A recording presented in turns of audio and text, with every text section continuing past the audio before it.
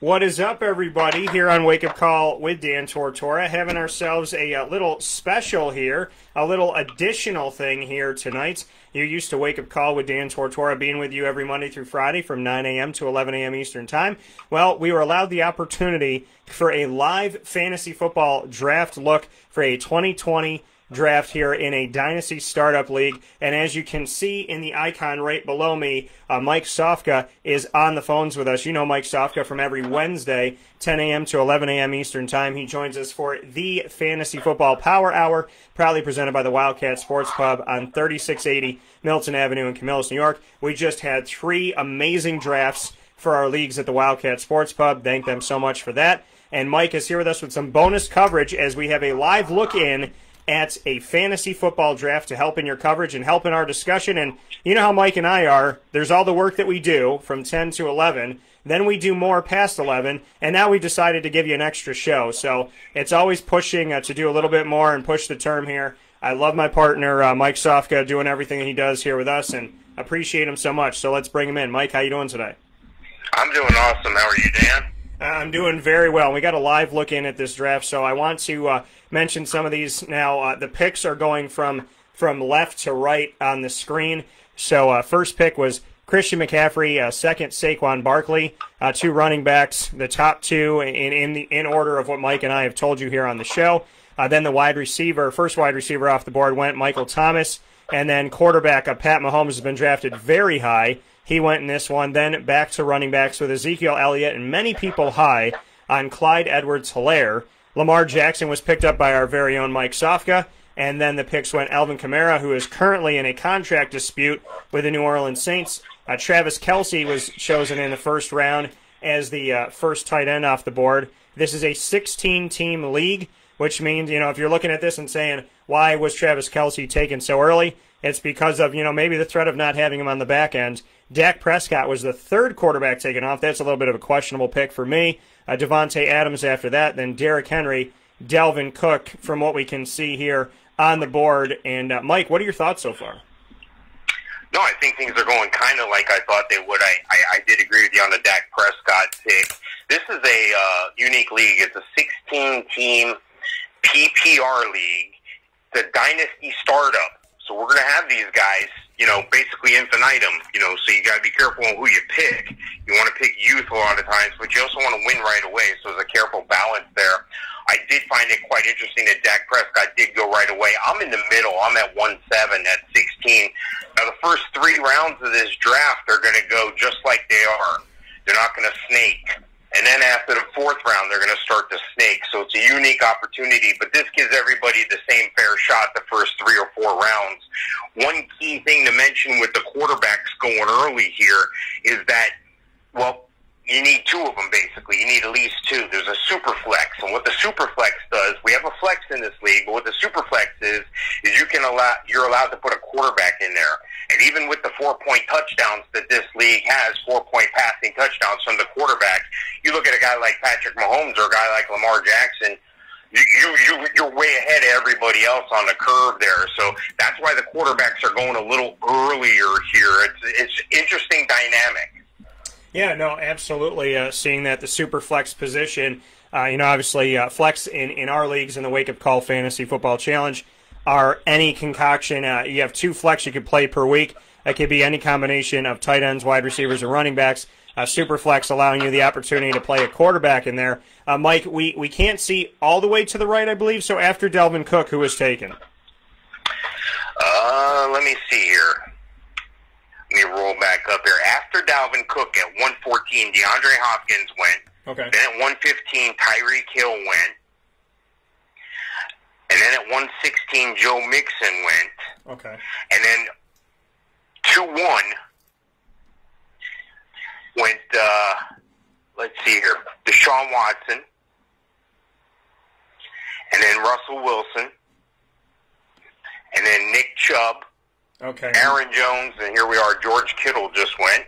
Yep, Aaron. Now the Aaron Jones, I know that some people in my league, actually everybody in my 3 leagues here in Central and Upstate New York, at the Wildcat Sports Pub. They chose, when we were on 3680 Milton Avenue in Camillus, New York, they made the decision to choose Aaron Jones early. I believe A.J. Dillon's eventually going to get that job, and I think, he will at the very least split some time with him. Are you high on Aaron Jones? I mean, you know what, that I'm typically not, but with A.J. Dillon being drafted in the second round as a higher draft pick, what are your thoughts on Aaron Jones being drafted in fantasy so high? Yeah, I sort of got to hold my nose if he's in my area where, when I'm getting ready to pick. I'm on deck. I'm on the clock here. Give me just 1 second here to make sure I get my pick in here, and I'll finish that thought if you would. Yeah, absolutely. As you're doing that. As you're doing that, Mike, here. Oh, go ahead. What were you going to say? I'm on the 10th pick here. I picked up Lamar Jackson on the first pick. I'm going to do something nasty here. Watch this. He just took Kyler Murray in front of me. I was going to do that. I was going to double quarterback it right away. But, I'm going to go with the guy who I think should have went in the first round in this league if we were drafting under normal format, if there wasn't a super flex. I would think this would be my guy, but he went too. I missed that one. I was talking about Miles Sanders. I don't know. Here I'm either looking at, let me double check, make sure Julio is available, who I think is a pretty good pick. Okay. It's a PPR league. He gets big touchdowns. But then I'm going 0 running back to start with, and there is Austin Eckler still on the board here. I think I get better value with Julio here, so I'm going to take a chance, and I'm going to go ahead and go with Julio Jones here. I agree with that. The 10th pick. Yeah. Yeah, so Mike going here with Julio Jones. George Kittle, second tight end taken off the board, taken as Mike and I projected. Travis Kelsey being the first off, George Kittle the second. Josh Jacobs, a nice value there in the second round. Miles Sanders as well. In one of my leagues, I actually pulled off Miles Sanders and Saquon, and so I got the Penn State gentlemen to reunite with each other. Yeah. And Saquon, obviously being the starter in front of Miles, and then Miles taking over. I was able to get them. Kyler Murray taken off the board. Chris Godwin right before you, Mike. I would imagine if, put it to you like this, if Chris Godwin wasn't taken right before you, would you have gone with Julio or would you have gone with Chris Godwin? No, I have Julio ranked slightly higher than Chris Godwin by about a point to a point and a half a week. What I do is I do projections on how I feel the player is going to do for the year. I do them for most all the top players. And then what I do is I put those in order based on the scoring system. So this is a PPR with combo yardage. In other words, you're getting bonus yards for touchdowns over 40 yards. So those extra 3-4 points per touchdown over 40 yards can come in handy. So, it's just a little extra. It's a little bonus. So you get those guys who can make big-time plays like Amari Cooper who just went, like Mike Evans who just went. Those are the guys you want because it could come down to a point or two a week, and that's the difference right there. Yeah, no, absolutely. And, I think obviously getting Julio Jones at that point was good value for you to pull off something like that. I love the Chris Godwin pick there as well. A lot of people are high on Amari Cooper. Mike Evans kind of going how I thought. He's right there with Chris Godwin in our rankings. They're back-to-back to each other with Chris slightly edging out Mike Evans in both of our rankings. But still, I think in the drafts we've been seeing them have a little bit of distance between each other. In this one, there was a couple picks in between them. And then Austin Eckler going right after that. Are you sold on Austin Eckler this season, or should people be on the lookout for Justin Jackson with the Chargers? Yeah, I like Austin Eckler a lot. I always have. I think he's got a lot of moxie. I think he's always had something to prove, and he seems to always prove it. So I always give him the benefit of the doubt, especially in a league like this. That's an excellent pick there at the bottom. That's a 13th pick in the second round of a 16-team dynasty league. You get Austin Eckler. You can't complain about that. 4 picks ago, I was considering taking him there. And there goes one of the first rookie running backs off the board right there, Jonathan Taylor, going with the 15th pick in the second round. And again, I think that's hidden value there. I think Marlon Mack is going to start the year, but I think as Jonathan Taylor gets acclimated, because don't forget, these rookies are at a disadvantage. got to learn new pass blocking schemes for the NFL.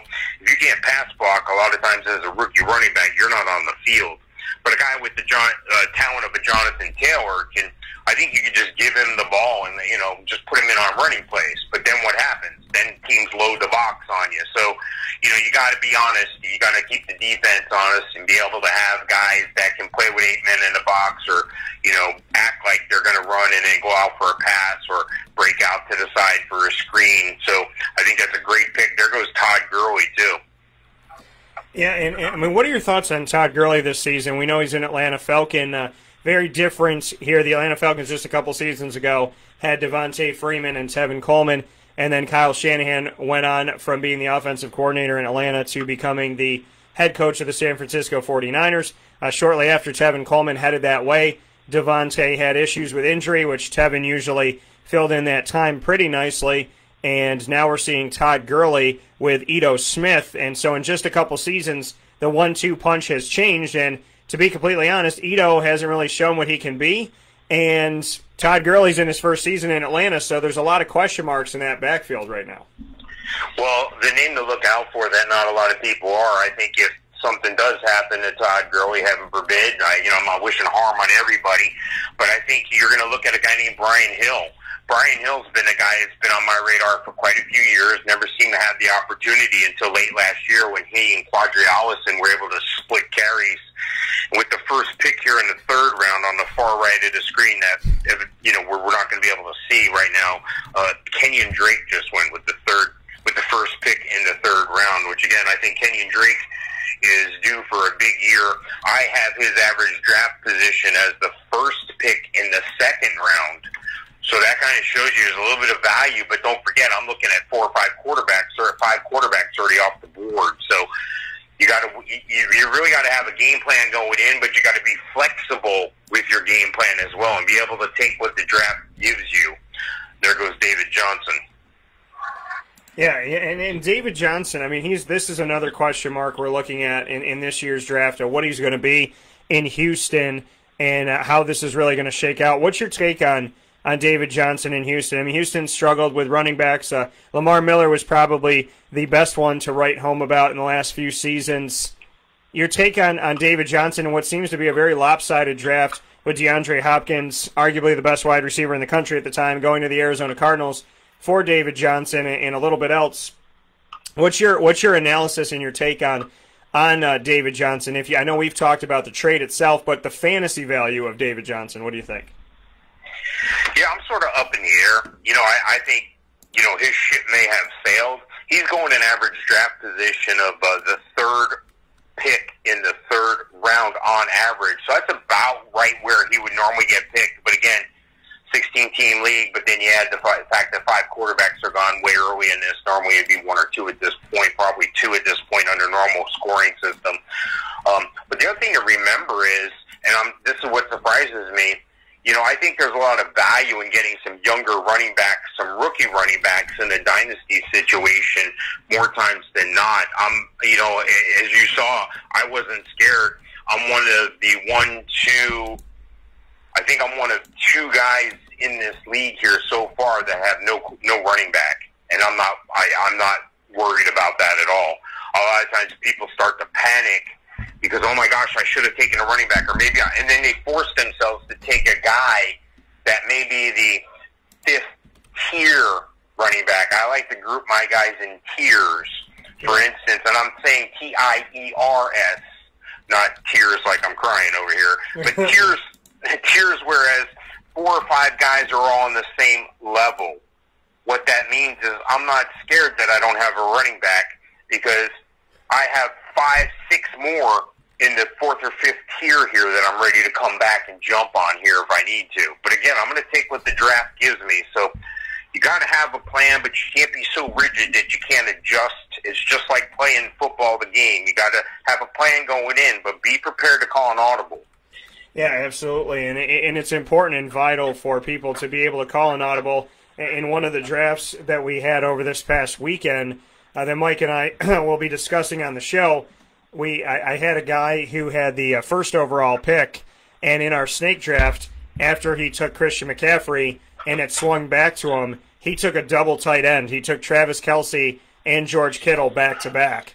I've never seen anything like that happen before. He does get, arguably the number 1 and number 2 tight ends in the nation, but what are your thoughts on that, Mike, to go number 1 and number 2 at tight end? I mean, in our league, you can play both every single week that, they're not on a bye week. What are your thoughts on taking Travis Kelsey and George Kittle back-to-back? I've never seen a double tight end like that. Well, the only time that would happen is if there was a tight end premium.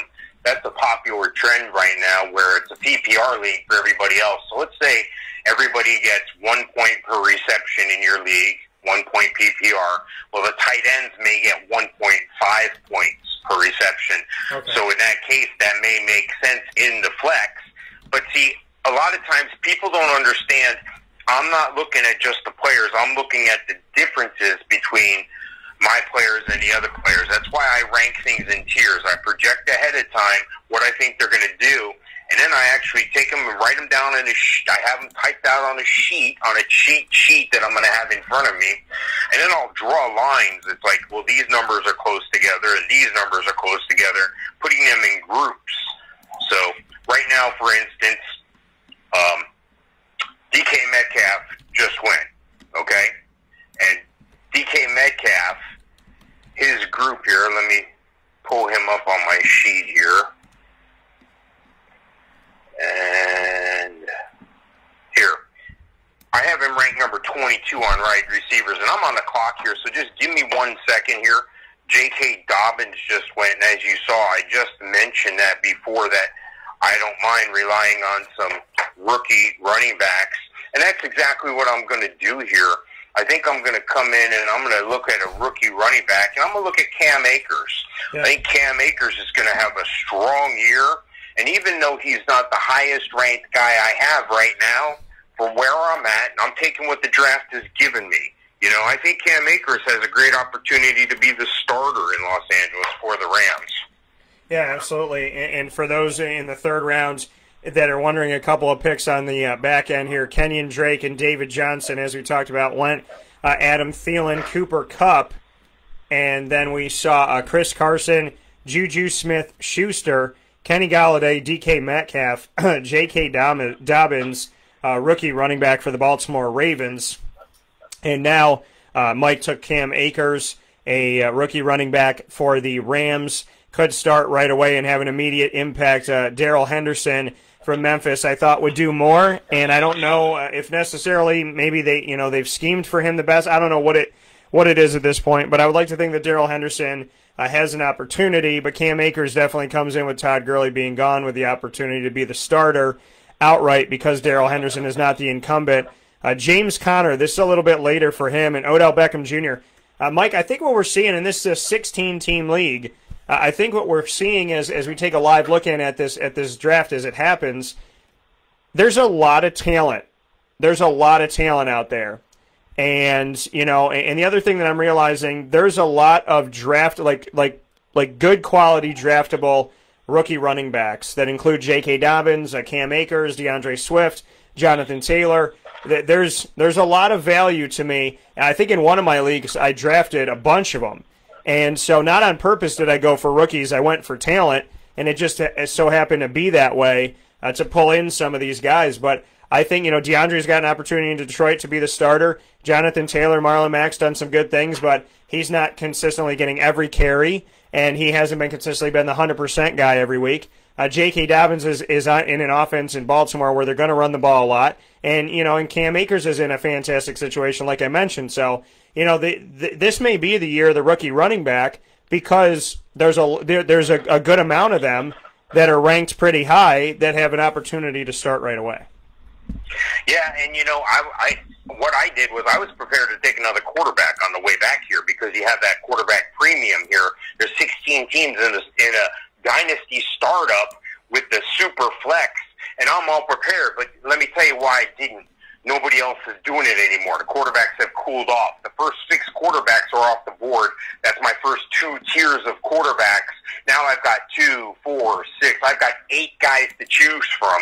And as I say that, Carson Wentz goes off the board with the 16th pick in the third, followed by Allen Robinson. So again, I was willing to adjust. Now, if another quarterback or two goes before me on the 7th pick here, I may have to consider going quarterback again here, because again, I want to get one of these guys in this next tier. And again, I got 7 or 8 of them all together in one tier.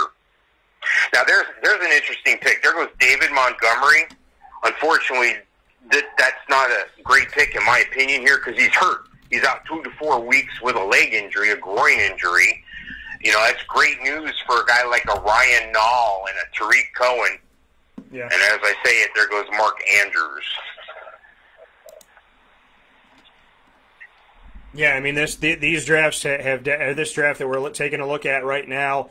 It's interesting how things shake out. But like you said, you know, there are these opportunities that people are taking on some of these players that may be injured, maybe in contract disputes. I think what was interesting to me is Alvin Kamara being drafted still relatively in the same spot. Maybe Clyde Edwards-Helaire taking a place of him with some concern over him being at camp and finding an agreement with the New Orleans Saints. But not too much worry or concern over Alvin Kamara, which I find to be interesting here. And you know, and then the other guy that's people have kind of warned about due to contract disputes was Joe Mixon, and he went a few picks later at the end of the first round at pick 16, which is a little bit off your screen here for those of you that are watching.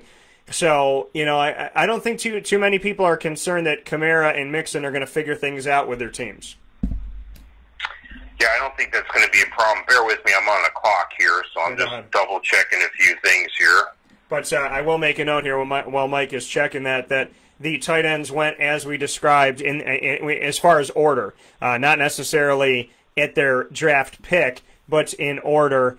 Travis Kelsey first, George Kittle second, Mark Andrews third, and Zach Ertz fourth is the exact ranker that Mike and I have. If you go to WakeUpCallDT.com and click on the Fantasy Football tab, you will see Mike's rankings and my rankings side by side, where we agree on some and not on all, and give our projected thoughts on, you know, the rankings of best available quarterbacks, running backs, wide receivers, and tight ends. And we had Travis Kelsey, George Kittle, Mark Andrews, and Zach Ertz in the order that they were chosen. Mike, you went with Le'Veon Bell. Thoughts on this one? Yeah, that's the first draft I've taken Le'Veon Bell in this year, and I've had quite a few drafts under my belt so far. It's just a tremendous opportunity. He's coming a lot leaner. He's coming a lot meaner, even though there was some disagreement or supposed disagreement between Gase and himself as far as, you know, usage, and there still may be that ruffle, and they brought in LaMichael Perrine. I just feel that he's going to, you know, they make diamonds when you put coal under pressure, in a sense. So under pressure sometimes is a good thing. That's how some people perform at their best, and I think Le'Veon Bell is going to rise to the occasion here, and I really feel good. I considered quarterback. The guy after me went with Josh Allen. I considered quarterback there, but again, there wasn't another quarterback taken. So I still have one of the top 2 quarterbacks. So I'm trying to get the top player in each position. See, I established what I consider a Mendoza line or a median of where these players are going to be in, and it's just trying to get the ones that are going to be above the median in each position. If you do it like that and establish tiers for the breaks in the difference in points, like I'll establish a tier based on a point differential of 1.25 to 1.5 points a week. So that basically tells you in a 16-team league, I'm looking at about 16 to 24-point difference in a week.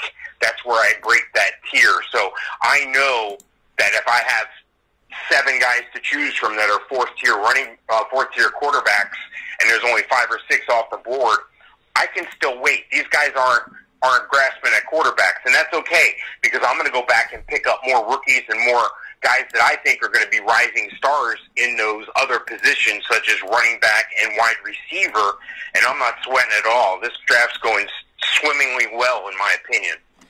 Yeah, you know, and with, you know, 16 teams, you know, this can be kind of nerve-wracking for some people out there.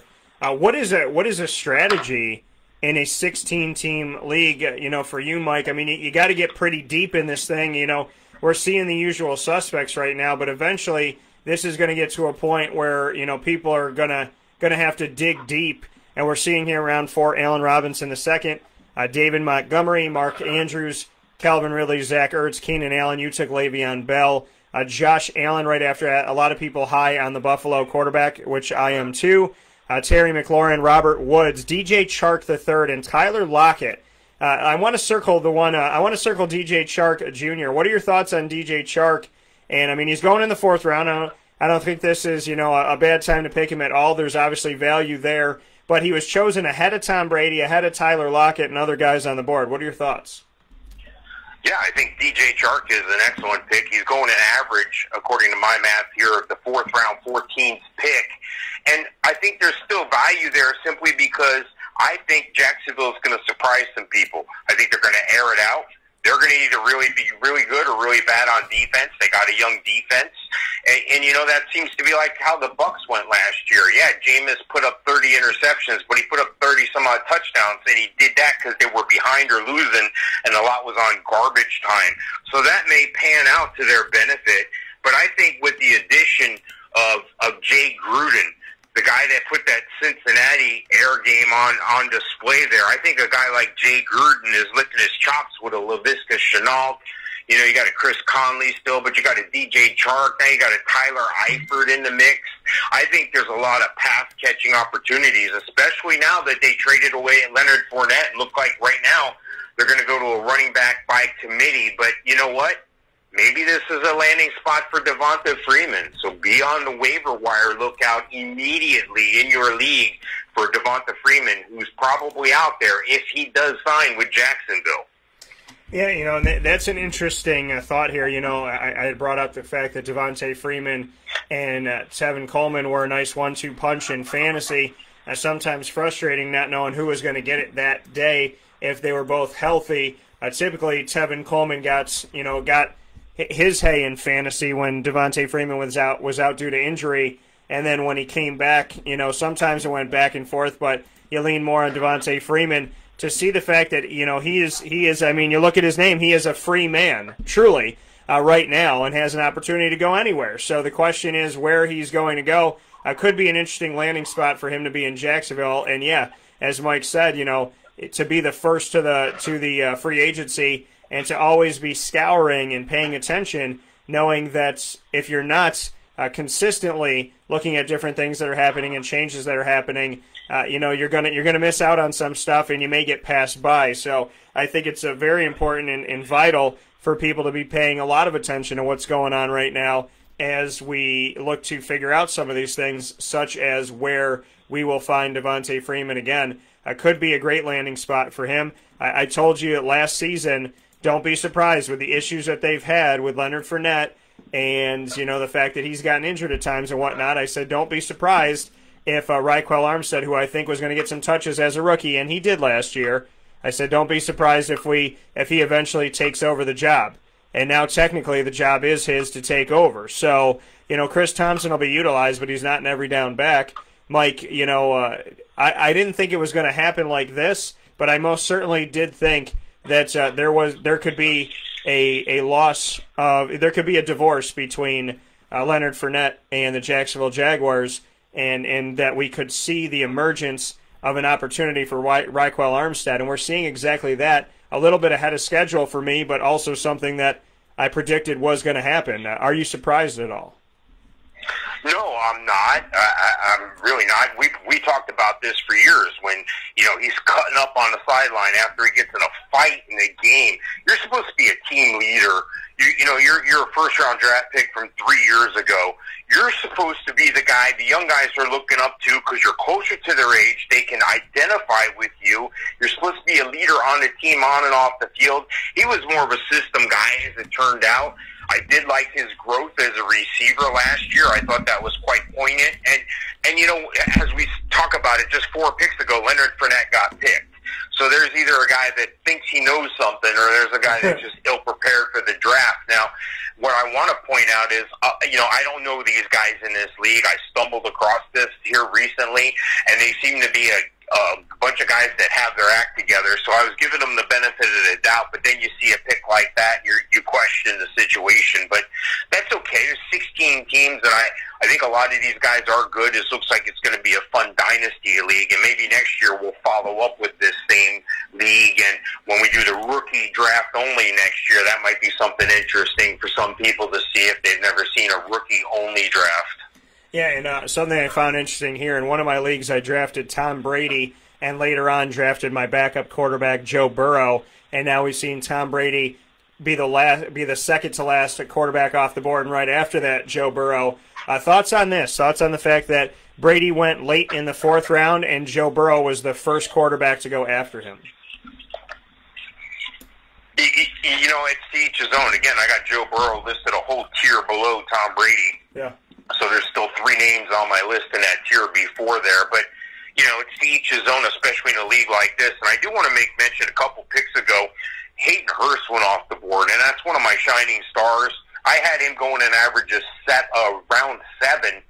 But I think if you look at the guy who had the most targets last year at tight end, it was Austin Hooper. So that system is still there in Atlanta. Hayden Hurst went under the shadows of Mark Andrews for the first couple of years, also went through 2 different offensive coordinators and had some injuries. So I think Hayden Hurst is due to have a big year. He's one of my dark horse guys to surprise people this year. And I don't know, some people probably aren't going to see him coming because they're like, yeah, who's that guy? I haven't heard of him, and he's in Atlanta. He hasn't done anything. You know what I mean? I've been on top of this guy for a couple of years, so I'm real excited for the year he's gonna have. Yeah, I find it very interesting too. To know that something that kind of stuck out to me a couple of years ago when the Baltimore Ravens drafted Hayden Hurst, and then they went and drafted Mark Andrews. Kind of like, hey, let's see which one works out, or maybe we lucked out with both, and it ended up being that Mark Andrews was the one that worked out better, and Mark Andrews went from a rookie potential sleeper or somebody that nobody's thinking of to a guy that, maybe you could put in the top 15 to now a guy that Mike and I put on our top 3 when it comes to tight ends. Well, see, it was smart on Baltimore's part, because I've talked about this theory and this concept in fantasy football as well as NFL football, where when you go to the well, don't just get a simple water and leave. Grab one to take with you on the way back. So that's kind of like what that is. The Baltimore Ravens smartly backed up their plan. They picked Hayden Hurst in the 1st round a couple years ago, and they got Mark Andrews in the 4th round of the same draft. And you say, well, why take 2 tight ends? Well, you see what happened. Stuff happens. Guys don't work out. People get hurt. Schemes change. People lose jobs. There's all sorts of stuff that can happen. And they run multiple tight ends as it is. So in Baltimore, that's a great situation for them. And as you see, Hayden Hurst had the opportunity to leave and get paid somewhere else. Now, I'm on the clock here, so bear with me. You see a couple more quarterbacks, 3 more quarterbacks or so, 4 more quarterbacks went after I last spoke with you. This is a quarterback-heavy league, but I still feel good about my ability to possibly get one on the way back. Although if you look at the board, there's 1, 2, 3, 4 teams behind me that are going to get essentially 2 picks each. So there's going to be 8 picks. So I still feel okay. I have 3 in the tier that I'm in right now. I may take a tight end here because it seems that the tight ends are going to be a premium here, although the 2 of the teams behind me already have their tight end. And I may look at a Hunter Henry here as I think the direction I'm going to go. I like that pick a lot here, and I think that I'm going with the best value if I can, although he's going an average of the 16th pick in the 5th round. I'm taking him about 6 picks early, but guess what? He's probably not going to be there on the way back. So I'm going to maybe look at a quarterback on the way back, but for sure, I'm glad I got Hunter Henry there.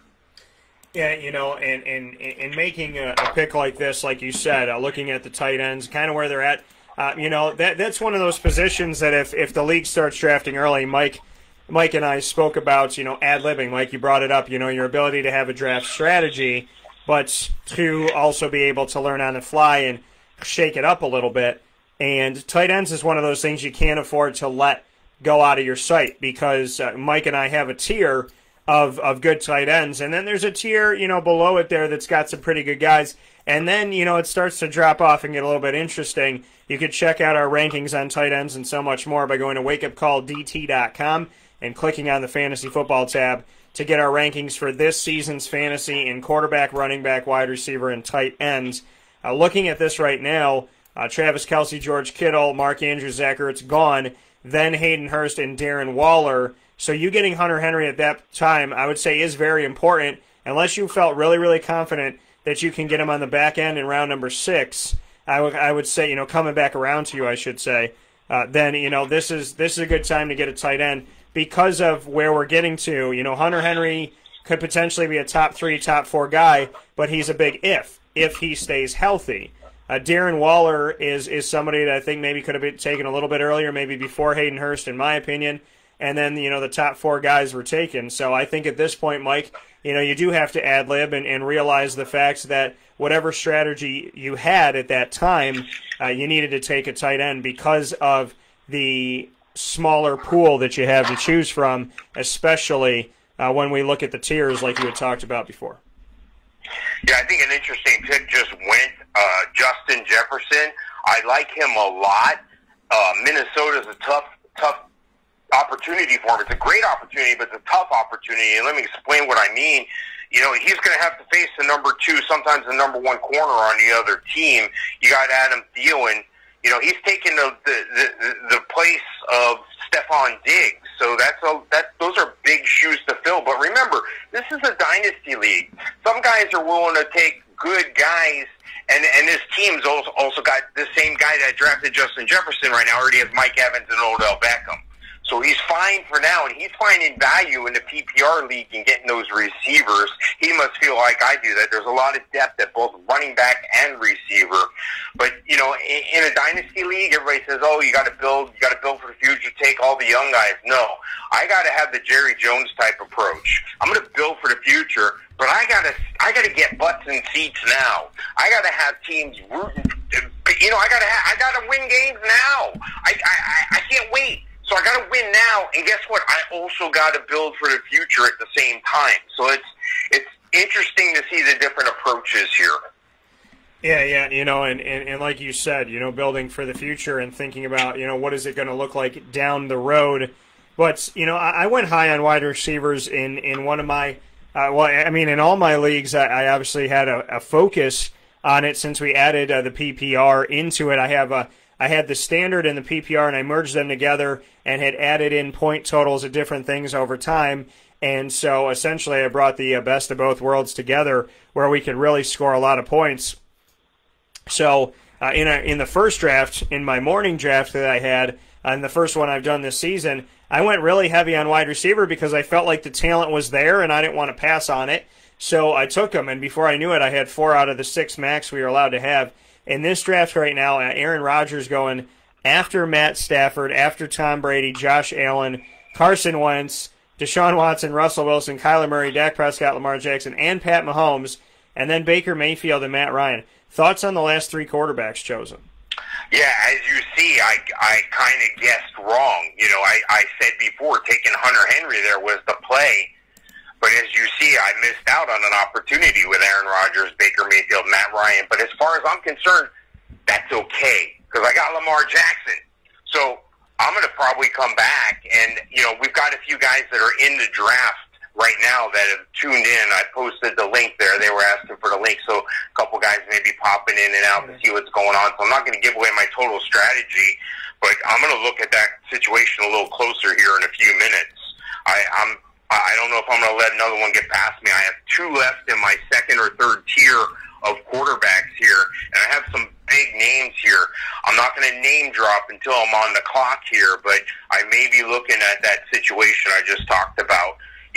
But if I'm looking at my draft cheat sheet that I have in front of me, and you can get a free draft cheat sheet by going on my website, and you type in the promo code free. I don't have it. No, it's okay. No, you're okay. Score free 5. You go to halloffamefantasyfootball.com like my leagues did, and you type in score free 5. all in caps, score free as one word, and the number 5 all together at checkout. And so you go into HallOfFameFantasyFootball.com, you click on Dominate Your Draft, then you choose Standard League or PPR, and then once you've chosen that, in the checkout, it'll say $5. You type in score free 5 into the promo code section, and it'll say $0, and it'll be sent to your email. All right, so I guess totally wrong, okay, because 3 quarterbacks went on the way back, and then 4 more went. I'm on the clock right now. 4 more went, and 2 of them are the teams that just took them. So they took them boom, boom, back to back, boom, boom, back to back. So now that whole tier that I had lined up is gone. Those guys are all gone now. So now I'm into my next tier. There's 3 of those guys are gone. 1, 2, 3, 4, 5, 6, 7, 8. So now I got 8 guys behind me in the draft. No, 9 guys behind me. I got 8 guys in that tier. So they're going to take 18 picks. I'm going to gamble again on the quarterback situation here, and I'm going to look at another position if I can. And don't tell me this guy's available. Please don't tell me. Let me see here. Uh-oh. Hang on a second here.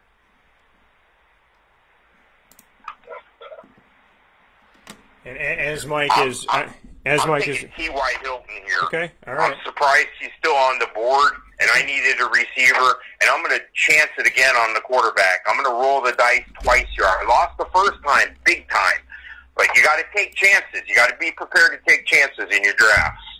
Yeah, Mike, you're making a lot of sense here. You do have to take chance in your draft and kind of see what you got going on. Obviously, that makes a lot of sense, but you got to be smart in what you're doing. And like you said, you're rolling the dice. You're in a league that has 16 teams, so anything can happen. Ryan Tannehill, interesting. Obviously, this is a 16-team draft, so the anticipation of seeing him go is a lot higher than in the draft. So we had a smaller number as far as league by league. We didn't have Ryan Tannehill drafted at all. But Cam Newton going, he was left off of a bunch of my drafts. We didn't see him get drafted. Are you surprised at that? There's a lot of people that aren't sold on Cam with his surgically repaired shoulder, with his surgically repaired foot. Is he the same fleet of foot guy? That's half his game. Half his game is the threat that if he doesn't see the box loaded up, he's going to call his own number and run the ball. And let's not forget his goal line approach. Cam loves him Cam. We talked about this years and years and years and years. Cam loves him some Cam, and he's not afraid to call his own number down there at the goal line or in the red zone. So, I don't know. I don't know how he feels about the receivers there. He no longer has a Gronk-type guy in New England. I don't know. Maybe Devin Asiasi can be that guy, but who's going to take a chance on him at this point? That's a late-round guy that you're looking at here. As we say that, a couple more quarterbacks just went, as well as A.J. Green, Jalen Rieger. I'm talking about Drew Lock just went, who I think is going to have a fantastic year as well. Yeah, and Drew Lock, another one of those guys that some people might have a big question mark next to, but Drew Lock has Jerry Jeudy and Cortland Sutton. And here's the thing, when people are high on guys like that, if you're high on Jerry Jeudy as a rookie wide receiver and you're high on Cortland Sutton, who you should be in my opinion, covered him in SMU, and Hands has got a lot to offer, I think that's, if you're high on them, then you got to be high on their quarterback, because if you believe that they're going to score fantasy points, that means you believe that they're going to have a quarterback that can get the ball out to them. Cortland Sutton, there's been belief in him. I've been able to steal him away in a couple of my drafts, and he went in this draft at the early part of the early part of the third round. He went. And so a huge pick there. In my opinion, Jerry Jeudy is still on the board, but we have seen Cortland Sutton go, and then Drew Lock just go here recently. Jalen Rieger, interesting here. This is a guy that could emerge in Philadelphia as the top guy, because there really is no top guy. On the depth chart right now, Deshaun Jackson, who found his way back to Philadelphia via going through Tampa and Washington, is now a Philadelphia Eagle again. He had some good moments last year, and then he got hurt. So this is kind of an interesting, and he just went here. He went at the top of the 7th round, Deshaun Jackson. What are your thoughts on Jalen Rieger going before Deshaun Jackson? Well, the guy just made a comment in the room that it auto-drafted for him. He must have been timed out and didn't know it, or auto-stall, or his auto-draft button is accidentally on. I can see it right there. So he's having internet issues, which is, a shame if that's a guy you're not high on. And right now, Jalen Rieger's dinged up, so I can understand that he didn't want him there. I totally get it. I wouldn't have wanted him there either. But, again, it's a dynasty league, and the same guy has DeAndre Hopkins, Adam Thielen, Jarvis Landry, CeeDee Lamb, Jalen Rieger, and now Jerry Jeudy, which he probably wanted to take Jeudy on the last pick, but still, even if you discount that last pick, he's got 5 wide receivers before that. He's got 6 wide receivers. He's got 1 running back, no quarterbacks in a quarterback demand league. So he might find out the hard way here that he might have should have taken a quarterback with one of those picks, because by my count right now, 22 quarterbacks have gone. 20 quarterbacks have gone. There's only 12 left. He's going to need at least 2. I'd prefer to have 3, actually. But, again, I'm still looking at value over the median. I'm still looking at, it's okay. Maybe I can take the 21st best quarterback, but maybe I can get the 28th best wide receiver, and I need 3 wide receivers. Well, I still might rather have that quarterback because it's a 2-quarterback league. You have to have at least 2. So do the math with me real quick. There's 16 teams. There's 32 NFL teams. If everybody gets 2 quarterbacks, then everybody's going to be fine. I guarantee you not everybody's going to get 2 quarterbacks. I guarantee you there's a guy like me who may end up with 3 quarterbacks. So 33% of the quarterbacks go down to injury each year in this league. So you need to be ready for that to make that adjustment. Yeah. But at the same time, you got to stack the deck against everybody else, and you got to make everybody else wonder why and how and chase you. So I'm looking at this. I got 1, 2, 3, 4, 5. I'm counting 6 teams unless I'm wrong with 2 quarterbacks already. So I'm counting 1, 2, 3 teams, 4 teams with no quarterback at all. And there goes Marvin Jones, Will Fuller, and Ronald Jones right off the board. And I'm coming up on deck here, Dan. Yeah, so, I mean, as you get ready to come up here on deck, I'll take a look at some of these thoughts here. There's been a giant run on wide receivers very quick. And as Mike said, the guy who picks 16th, his draft, he timed out, and it auto-drafted him. Brandon Cooks, who is supposed to be one of the top guys in Houston, even though he's new there. I think it's Will Fuller, the 5th job to lose, but Will Fuller's got to stay healthy, God willing. Will Fuller just went recently, but the guy that took 16 when the time ran out got Brandon Cooks and Deshaun Jackson. He didn't have any wide receivers up to that point, and those are not 2 I would have taken.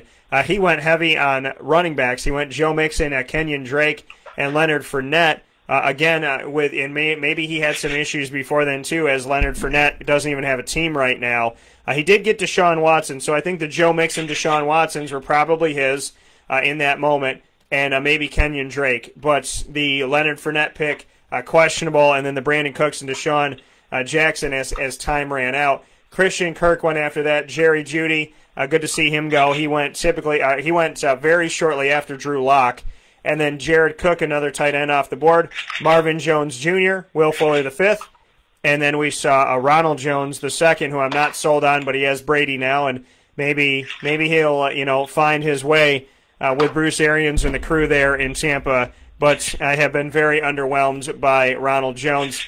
And then we have Sony Michelle, who went after that. People forget Sony Michelle is the starter in New England. He is your starting running back, and having a new quarterback there.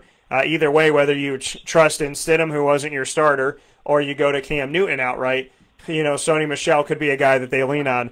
Evan Engram, he went here in the 7th round. I'm not surprised. I think some people still forget about him. And you just picked up Jimmy Garoppolo, who was my Mr. Irrelevant in our league that had 8 players in it, 8 people drafting. Jimmy Garoppolo went last. What are your thoughts on getting Jimmy G here in round number 7 as your backup quarterback? Well, I was looking at him and another player to be named later. I'm going to tell you later who that was. I was hemming and hawing. I was bouncing back and forth, and I accidentally hit the draft button for Jimmy Garoppolo. And I'm okay with that. I'm not freaking out. I'm not pulling a hair out of my head because I was considering him. There was another player to be named later. I'll talk to you about that when I see him selected, whether it's by me or not.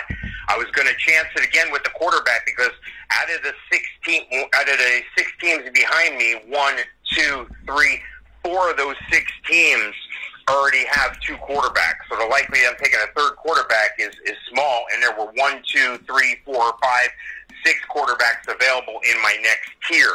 So that could change your draft strategy. So you want to see where you're at on the draft board at times, but you also want to make sure that in a situation like this, what are other guys thinking? See, I don't know these guys as well as I've known some other people I've drafted with, and it's almost like playing poker. Sometimes it benefits you to learn the room, and as I say that, a guy took a third quarterback, and he took Ben Roethlisberger. So this guy gets what I'm getting. This guy's doing what I'm doing. This guy's got a balanced roster, and he's just picked up his third quarterback, and that's a pretty smart move, in my opinion, in this type of league. Yeah, he's picking up what you're putting down, Mr. Sofka, as we take a look at this once again. After you took Jimmy G, Ben Roethlisberger, like you said, going to the team that has Pat Mahomes, Drew Brees, and Ben Roethlisberger. Very smart here, and the separation here was good, too, to take Pat Mahomes and then got Austin Eckler, a guy that I really like in Cortland Sutton. Kelvin Ridley, 4th-round value, was terrific. Devin Singletary, he's going to split time with Zach Moss.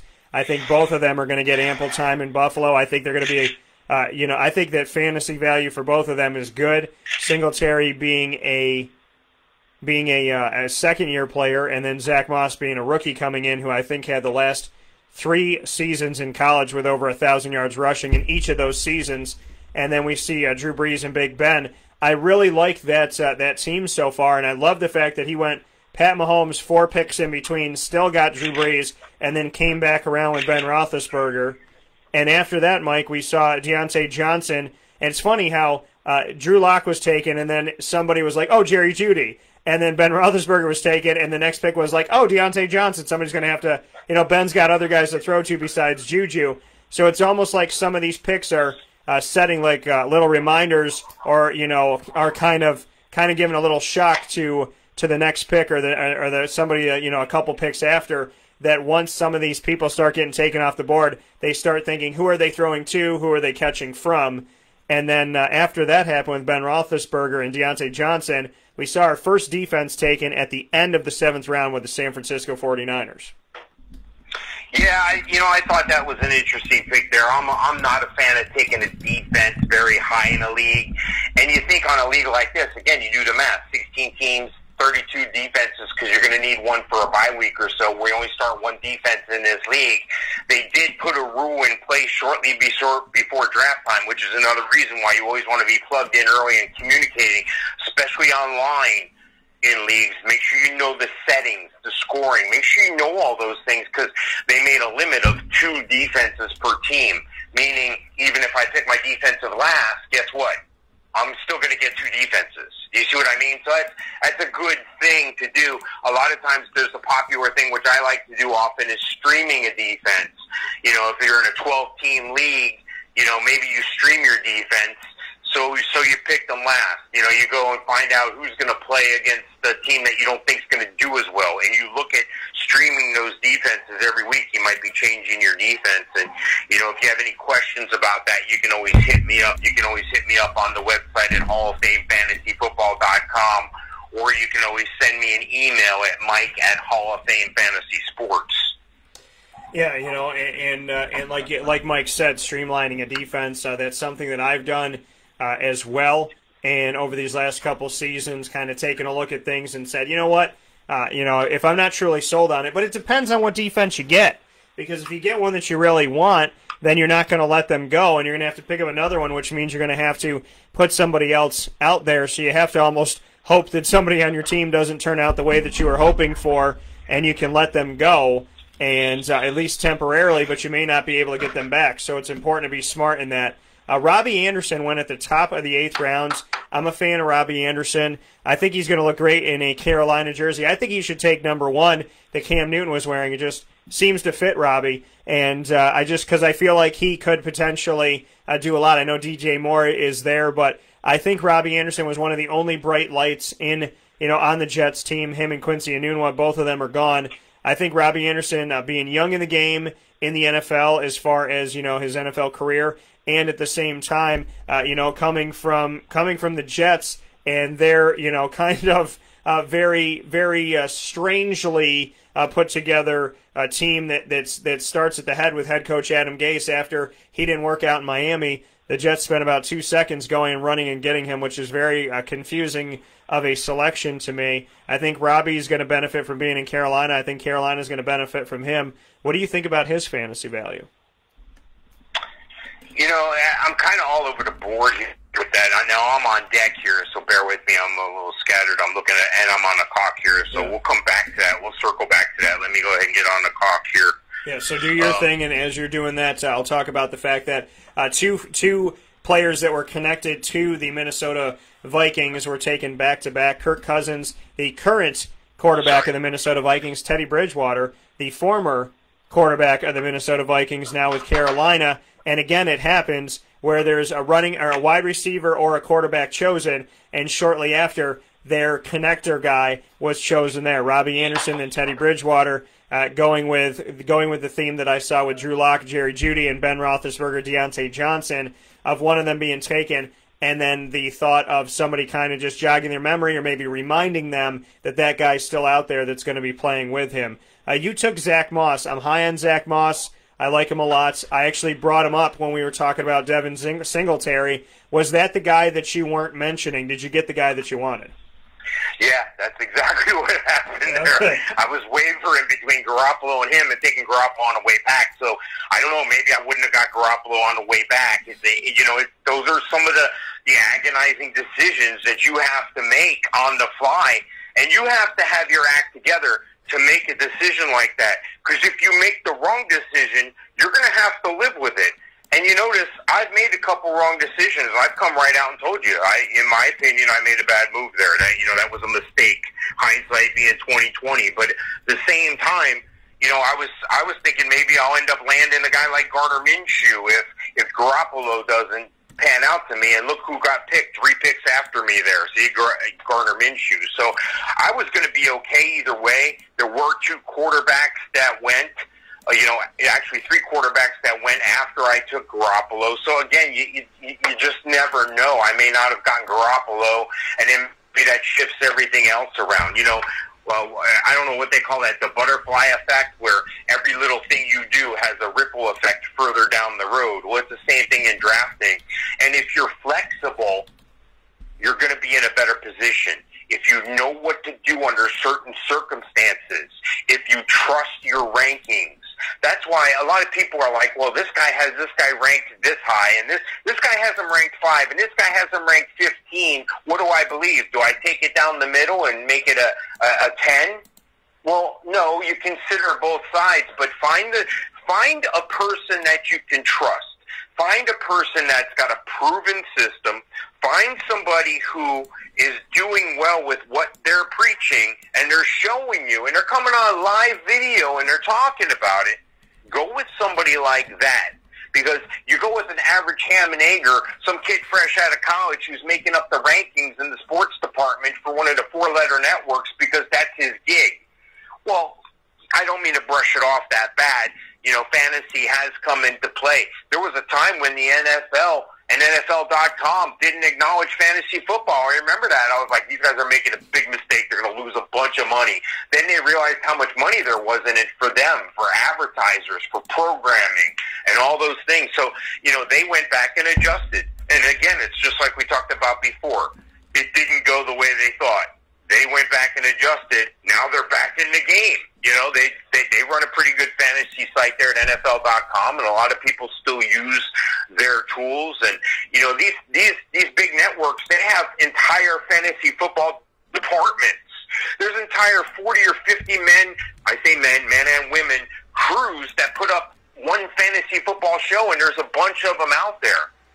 Well, I'll tell you something. There's also another one. It's on Facebook. It's on YouTube. It's all over, and that's our show every week. Yeah, absolutely. And Mike and I putting in a lot of work after over these last few years and doing exactly what we're doing here for you. And every Wednesday we have dedicated, and every Wednesday it doesn't matter if it's in season or out of season, because as Mike and I always tell you, in season or out of season, it's always football season, and fantasy never sleeps, nor does the NFL. I mean, if you really look at it, the NFL starts their games around the end of August, for the regular season, right in September time. And when they start in September, they go September, October, November, December, January, or end of December, beginning of January, playoffs, February, Super Bowl. And then, right after that, guess what? You start seeing everybody getting ready. They're coming off of the college football playoff. And we have pro days in March, right after, so February Super Bowl, March pro days. And then we start to see the draft right there, end of April, beginning of May. And then once the draft is done, we got rookie OTAs. We have OTAs and, and different things going on with the teams. Then we have training camp, and then we have the preseason and the season. So it really doesn't stop, and fantasy football never stops for Mike and I. We dedicated ourselves to talking with you every single week during the season, and then we made the decision to talk to you every single week because our season for fantasy football is 365 days a year, and in a leap year, 366. So with that being said, every Wednesday from 10 a.m. to 11 a.m. Eastern Time, you have Mike and I, and we are always talking about fantasy football, proudly brought to you in the, not a, not one of, but the Fantasy Football Power Hour, proudly presented by the Wildcat Sports Pub, 3680 Milton Avenue in Camillus, New York, your home for all things fantasy football, to watch the games, and to just get some great food, get a drink, and hang out with friends, family, coworkers, and colleagues, go out on a date, whatever you got going on. It is a family-friendly sports bar, and it is not easy to find a place like that. They found a way to have kids' birthday parties, people watching games, and everything in between going on. I want to thank the Wildcat. You of course, can order from them social distance-wise with takeout, curbside pickup, and delivery by calling 315-487-2222. And you can dine in, inside or outside on their little patio area around the volleyball courts at 3680 Milton Avenue in Camillus, New York. Mike and I are live looking into a league that is drafting currently. And as Mike stated, you have our show every Wednesday from 10 a.m. to 11 a.m. Eastern Time, the Fantasy Football Power Hour, that is an hour dedicated to you inside of the giant wake-up call with Dan Tortora behemoth that we have worked to create what we created over time. There's been a run on running backs here in round number 9. Antonio Gibson, Latavius Murray, and Jordan Howard. Thoughts on this, Mike? As running backs have been spaced out throughout this draft. You see them in green, so you can see how this board is looking. And running backs a lot in the beginning, the majority of the first round, and then we saw some happen in the second round, and then trickle down to a little bit here, a little bit there. Now we're seeing a giant run on running backs. 5 of them taken in round number 9. Yeah, I was leaning running back. On the way back, I was thinking about Antonio Gibson. I know some people think that's early. I'm high on him this year. He's marching up draft boards. Not long ago, he was an end of the draft afterthought. Now I'm on deck here, and I see a couple wide receivers just went, breaking that up a bit. Sometimes when they zig, you have to zag. So sometimes you have to go against the grain. Although I have 2 wide receivers, I only need what do I need? 2 or 3 to start in this league. So I'm okay because I'm okay with who's still on the board. Tevin Coleman just went, and I'm on the clock here, so just give me a second. So that coming from Mike Sofka as we are having a live look-in at a draft as it happens to help prepare you for your upcoming fantasy football draft. Or maybe you just drafted, and this will help you have some ideas on waiver wire and free agency, or in general as you move throughout the season. Antonio Gibson, a lot of people high on him for the Washington Redskins. The Redskins do not have Chris Thompson anymore. They still have Adrian Peterson, and they have had a stable of running backs over the last few seasons and split time amongst a bunch of them. But now Antonio Gibson could potentially change that up if he can have success right away as a rookie. Latavius Murray, people higher on him than they have been in the past, which I like, that people are higher on Latavius Murray. He's an Onondaga County gentleman. He came here when he was 3 years old, and he grew up in my county. He considers this to be a home for him, and he was just on the show recently, and I'm very happy that Latavius is being taken a little bit higher here. I believe that he has more value in fantasy this year, and obviously a lot of people have agreed with me. Jordan Howard in Miami, Marlon Mack, Kerryon Johnson, Tevin Coleman right before you, and then you took and you've done kind of what I did, Mike. Actually, a lot of what I did in my drafts. You have 3 rookie running backs in Cam Akers, who can arguably be the starter with the Rams, Zach Moss, who will have time with Devin Singletary, I believe, and A.J. Dillon, who was drafted high in round number 2 by the Green Bay Packers in this year's draft. Tell me about what you got, because you and I have respect for these rookie running backs, and you just drafted 3 of them, and your draft looks very similar to one of mine as well.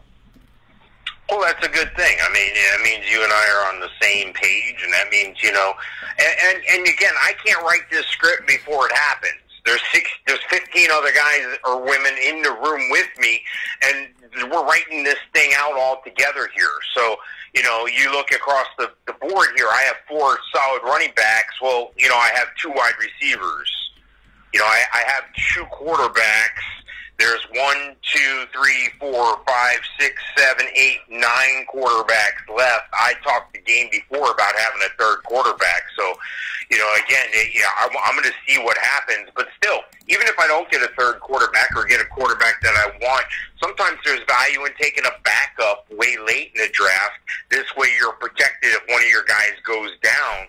But then you still have to question the bye week. So, again, a refresher here, or somebody joined us late. This is a league that has not only the quarterback position, but a super flex position. And for those of you who may not know what a super flex is, that's the opportunity to put a quarterback in that flex position. And even though the quarterbacks in this league only get 4 points for passing touchdowns, traditionally they're going to score a lot more points across the board than other positions. So it's to your advantage to have a quarterback in that super flex as opposed to the guy who you're playing against who may have a running back or a receiver who may be a 2nd or 3rd running back or a 2nd or 3rd receiver on their team. Yeah, and you talk about receivers, Mike. You have 2 of them. What are your thoughts on the receivers going throughout this draft? You have T.Y. Hilton and Julio Jones. We just saw 3 more of them go at the end of round number 9. John Brown, Brandon Ayuk, and Mike Williams. What are your thoughts on the receiver situation? Very much so that, again, like the quarterback situation, that's something that I'm looking at really strongly here on the way back. I don't know if I'm going to get the guys I'm looking for. That's just part of it. That's just what happens. So, again, I've got a couple things planned. Plan for the worst and hope for the best. And, usually it turns out for you if you're ready to go. It's just like anything else. You can go camping, but if you don't take all your camping equipment with you, when you get out in the wilderness, you're going to be like, oh, no, what happened? Yeah, well, what happened was you didn't bring your stuff with you that you thought you were going. You didn't prepare yourself. You weren't prepared for an emergency. You weren't prepared for this or that to go wrong or this or that to happen. So it's kind of like a microcosm of what life is. You really have to not only have your act together, but you have to be prepared to move. You got to be prepared if there's an accident or if there's a problem or something changes down the road. Life isn't easy. And it's even harder if you're stupid. So you got John Wayne said that, I think. So you got to plan for the worst and hope for the best. I love that, and I'm putting that up right now. Life isn't easy, and it's even harder if you're stupid. I have to put that up right now. So I will. And you know what? At least Mike, the one thing that I do know when I put my head on a pillow at night, at least my name isn't the Washington football team. Yeah, that's something else. That's another whole show in its entirety there. That's the train wreck waiting to happen again. I mean, they seem to go out of the frying pan and into the fire there. Apparently things are changing now in Washington, so we'll see. Yeah, it definitely stuns me and makes no sense to me whatsoever. I mean, it's been a couple months since they announced that they were going to change their name, and they still don't have a name. So I don't know what the plan is, but normally when you jump out of something, you kind of have a good idea of maybe where you're going or where you're planning to go. So, getting rid of your name, pulling the name off the door, it's kind of like having a restaurant, and you say, okay, we're going to rename the restaurant, rebrand it a little bit, so they rip the name off the restaurant, but then they can't come up with a new name. So everybody drives by, and you can't have a sign up. You can't have a lit-up sign because you don't have a name. So there's no lit-up sign. There's no sign up on there. There's just a banner hanging that says, yes, we're open. And a lot of people are driving by thinking that this restaurant's closed because nobody sees a name on it. Nobody sees a lit up sign. They don't think it's there. So as far as I'm concerned right now, Washington, you claim to have a football team, but you're just a restaurant that a lot of us are wondering, are you taking orders? Can we dine in? What are we supposed to do? Yeah, and I want to back up here. I was on the clock while you were talking there. I went ahead and took that third quarterback. A quarterback went just before me, and a quarterback just went right after me. And both of those teams now have three quarterbacks. That tells me that at least 5 or 6 teams aren't going to have 3 quarterbacks. So they're going to have to really be watching the waiver wire for somebody to go down, and they're going to have to hope that they're able to, through the free agent bidding process, outbid other people. That's another unique thing. Sometimes people have the waiver wire normally established by the reverse order of the draft. So normally, if you get the 12th pick in the draft at a 12-team league, you'll have the first waiver wire order. And then some leagues run it where the guy with the worst record continues to get the best waiver wire opportunity. And I don't like that, because that tells me that guy didn't draft well. That guy doesn't have to draft well because he'll just get the best guys off the bench. That's a lazy man's approach. I like when everybody's active. Free agent bidding allows for everybody, even the first place team, to be able to buy their way into getting a free agent.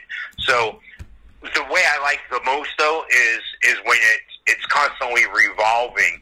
So in other words, you set it up. If in a 12-team league you had the first pick, you're 12th on the waiver wire. If you were 12th, you're first on the waiver wire.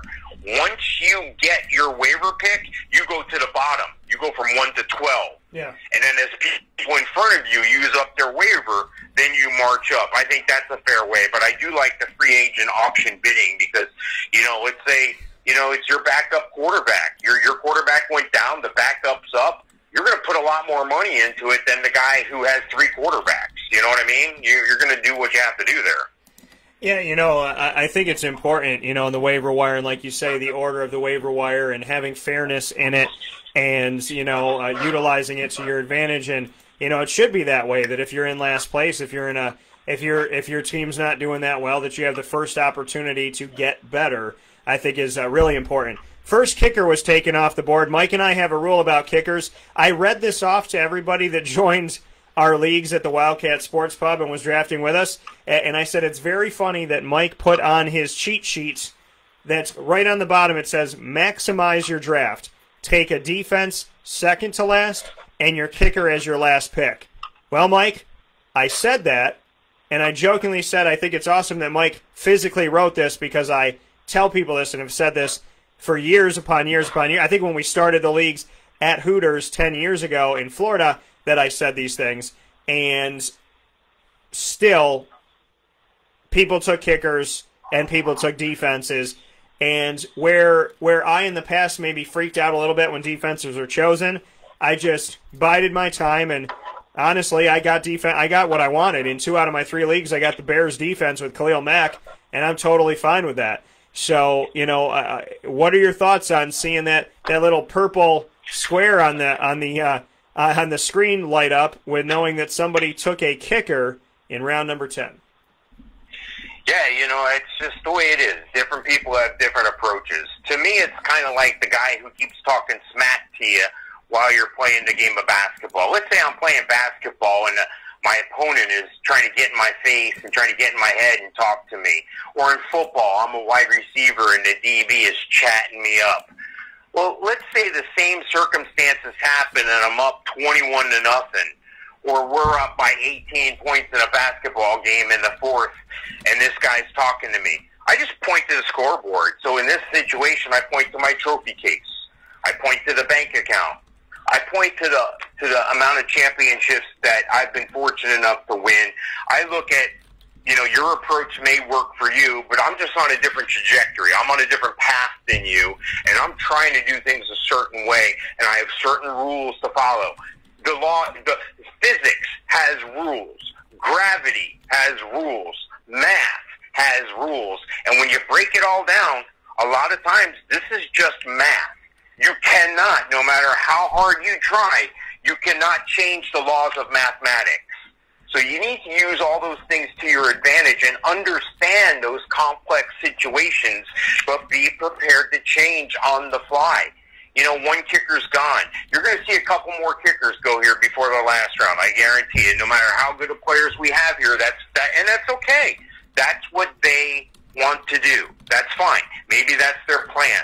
And Harrison Butker is the top kicker out there, in my opinion. He's a high-powered offense behind him in Kansas City. I have him projected to outkick all the other kickers. And I have him projected to do that by 2 points a week better than the number 10 or 12 kicker. This is a 16-team league, so when I go down to the 16, he's a solid 2 points ahead of the 16. Well, you know what? I'm hoping that my other plays at running back, at receiver, getting that third quarterback are going to help jeopardize your team's points because you don't have a second quarterback to put in the super flex and you took a kicker instead. Or maybe my running backs or my wide receivers are going to do better. So, you know, it's roulette. I'm putting my money on this number. You're putting your money on that number. One of us is going to be wrong. Yeah, you know, and that's what it comes down to. I mean, for me, I look at the fact of, you know, who do I trust to win a game for me? A kicker might win one game for me a season, but I trust my running backs. I trust my wide receivers. I'm leaning on my flex to do that. I want to build as much depth as possible at a wide receiver and running back. I want to get at least 2 good tight ends, and I want to go from there. And in a league like this, where we're in a situation, like you said, where there's a super flex, and your flex can include quarterback, running back, wide receiver, or tight end, where some flex is running back, wide receiver, some is running back, wide receiver, tight end. The one in the league we're watching draft live in real time right now, they have the super flex, which includes the quarterback, and that inclusion should make you want to build your depth at all of those positions. And, you know, as you see, Harrison Butker was drafted, and nobody took the bait, and nobody drafted a kicker after that. It continued to rock and roll. Jamison Crowder going from the New York Jets. Daryl Henderson Jr. getting drafted by the Rams here in the 10th round, which is good value because we don't know what he's going to become and, you know, what he's going to be after his first season really didn't shake out that well. Tyler Higbee, very good value in the 10th round, in my opinion. Mitch Trubisky, a little bit of a questionable pick here because I don't think that he's going to remain the starter. Raquel Armstead, I love the value at 10th. Golden Tate from the Giants, not bad here either. Dede Westbrook was drafted of the Jaguars at the end of the 10th. And then we saw Justin Herbert go, who I think is arguably going to be the last rookie quarterback that we see out there this season. I think we're going to obviously see Joe Burrow at Cincinnati first. We will shortly after see Tua Tagovailoa, and then I think we'll see Justin Herbert after that. New England Patriots defense, we are seeing some people take defenses. The San Fran defense was taken in round 7. Not until round 10 did we see another defense taken with Pittsburgh. Then the Patriots, here in the 11th round, and Kansas City Chiefs. But before that happened, you took Curtis Samuel, somebody that I've looked at putting on my board as well. Well, he's obviously on my board. Putting on if I'm going to actually select him. What made you take Curtis Samuel later on here in the draft? Just where I had my rankings, I was looking at a couple guys here. I needed my third wide receiver. I think I'm getting some value there. He's not the number 1, but, you know, he's got a good number 1 across from him, and I think he's better and faster than a lot of number 2 corners. You know, he's got DJ Moore, who's just, you know, he topped the charts on the adjusted explosive index that I put out each year a couple years ago, and, you know, he hasn't faltered. He's proved to be what he said he was, and, you know, they got the quarterback change there in Carolina, and I don't think Teddy Bridgewater is as, you know, bad as some may portray him to be. I think he's better than the Mendoza line. Now, the Mendoza line's kind of like that median, that middle-of-the-road kind of guy. I think that guy is Kirk Cousins. Now, Kirk Cousins has a strong team around him, but I think Teddy Bridgewater is just as talented as Kirk Cousins, and in some positions, maybe even better. Now, you look at what he's facing. He's in the NFC South, Teddy Bridgewater. Who's in the NFC South? 3 of the best quarterbacks in the league. Matt Ryan, Drew Brees, and who's the other one? Tom Brady. So there's a chance that they could be playing from behind a lot. If you're playing from behind a lot, what are you doing? You're throwing the ball a lot more in a lot of cases. So think of that. I mean, you got to think outside the box with stuff sometimes. So I like that approach there, and that's what I ended up going with. Yeah, you know, Curtis Samuel, not bad there on value for you to get him where you got him. Mike's going to be coming back around, so I'll make some comments here as Mike's getting ready.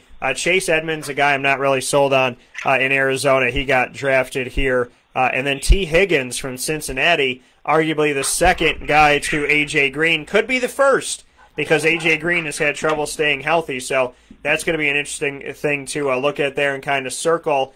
We did see a kicker go. A second kicker off the board here a couple rounds later, and Young Ho Koo from Atlanta has gone. The Baltimore Ravens defense going later. Denzel Mims, New York Jets wide receiver. Rashad Penny of Seattle. Mike Gesicki going very late in this draft, in my opinion. A lot of tight ends have gone. I like the value of Mike Gesicki. I would imagine, Mike, that you were going to pick him up if he was still there. But you ended up with Blake Jarwin. Was Mike Gesicki going to be your pick if he was there where you picked Jarwin? Would you have gone with Mike instead? Yeah, absolutely. I had Mike Gesicki a full tier above Jarwin. And usually if somebody's a full tier away, I'll go to a different position. The theory being I'll get the higher tier at a different position, and that's okay that I lost out on that guy. Well, you know, it wasn't okay for me because I knew, as you saw, Jonnu Smith went 3 picks after me, so I knew I wanted to get another tight end. I also knew there's a lot of targets that were vacated in Dallas. Now, I know they got CeeDee Lamb. I know they got Gallup. I know they're stacked. I know they got Zeke. They're playing one football. I get all those things. But at the same time, I'm going for value each time around. I'm not worried about what you're doing. I'm going to make you worried about what I'm doing, and I'm not going to have to refill my roster each week. Even if my guys are on buys or even if they're injured, I'm just going to do like a lot of big time college programs. I'm going to do what they call in the NFL next man up. I'm going to fill the void. I'm not going to restock. I'm going to reload. And when I say that, I mean my gun, which is an offense. Now, if you look at something sharp here, 2, 4, 6, 8, 9 defenses have gone off the board already, and one team has 2 defenses. I just think that's a little much. That's a little early. I still have the number 6 defense available according to my rankings, the number 8 defense, the number 10, 11, and 12 defense according to my rankings. So, you know, find a direction that you're going to go, and don't be afraid. Steer your ship in that direction. And if it doesn't work out, you adjust. But, you know, I have different plans than other people, and that's okay. They may not remember. They can only have 2 defenses. So guess what? At the end of the draft, I don't even have to take 2 defenses because they can't have any more than 2. I'll have 2 to choose from at minimum. I'll take one and leave one out there, and maybe I'll stream that way. Maybe somebody else will drop theirs and pick that one up and back and forth. So I'm creating options for myself later on. Maybe I can take a skilled position instead of that second defense. Everyone else will be prevented from taking it, and I won't have to take it either. So you got to know your settings. You got to know the skills. You got to take what the draft is giving you, but at the same time, create hardship on the guys around you in the draft, and create hardship for the team you may have to play on any given week. Because I got news for you: if a guy's not on my team, if he's not starting for my team, I'd rather he be on my bench than across the field from me. Nothing would suck more. I'll just come out and say it like that, than to have a guy you could have drafted beat you in one given week because you weren't smart enough to use that draft pick and put him on your bench. On your bench, he can't beat you in week 13 or the first week of the playoffs. So it's just interesting the way you look at things when you're playing fantasy football. You got to look at things from all angles. Well, and I think it's really funny that you say that because we will talk about this more on the show, but I drafted Pat Mahomes. And then a couple rounds later, in a team that had less teams than the 16 we're seeing here, Lamar Jackson was still there, and I drafted him. And somebody said to me, they're like, oh, you know, you just put yourself in a terrible position because you can only play one of them. So, you know, now every week you're going to be, like, driving yourself crazy. And I was like, either one of them is 40 to 50 points a week. So in actuality, it's what Mike said. I have Lamar Jackson and Pat Mahomes on my team. I'm not worried that the guy on my bench, I'm not too worried that one of the guys is going to do nothing. One of them may have 50, the other one have 30, but I'm confident in both Pat Mahomes and Lamar Jackson. And like Mike said, if they're on my bench, they're not on your team. And in any given week, together, they're like 100 points. They're anywhere from like 75, 80 to 100 points. So I don't have to play. I don't have to play a 50-point quarterback ever the entire season. Yeah. So if you have both of them, that's a gain for you in a way. I mean, as long as you're smart with the other picks and as long as you're getting value everywhere else, that's not a bad strategy.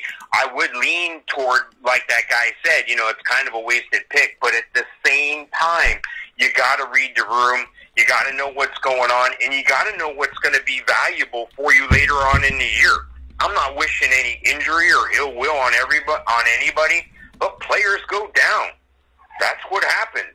That's what they do. So it's going to happen to some quarterbacks out there, and you're in a good position. Heaven forbid that happen.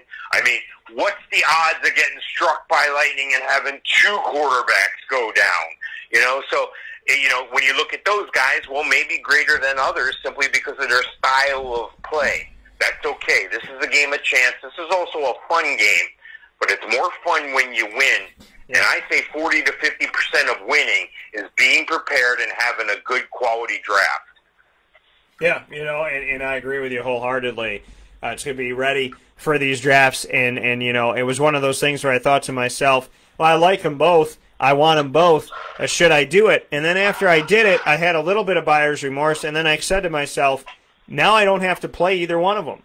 I don't have to ever think, oh my God, like I don't have to ever think like it's seeding for the playoffs and it's the week before the playoffs, and if I win I get first place, and if not I could drop down to third, and I'm looking at it and I'm like, oh crap, I got to play Lamar Jackson. I do not have to play Pat Mahomes or Lamar Jackson an entire season. That is enough for me to put confetti in my studio right now. So, I mean, it's one of those things where it's like Aaron Rodgers. Aaron Rodgers, I played against him last year, and I said to myself, I'm up by 44 points, and then I said, who does he have? And I looked at it and I was like, he's got Aaron Rodgers. I bet you he gets like 47 or 50. And sure enough, I went from leading by 40 to losing by 10. Aaron Rodgers scored like 56 points or 63 points in 1 week.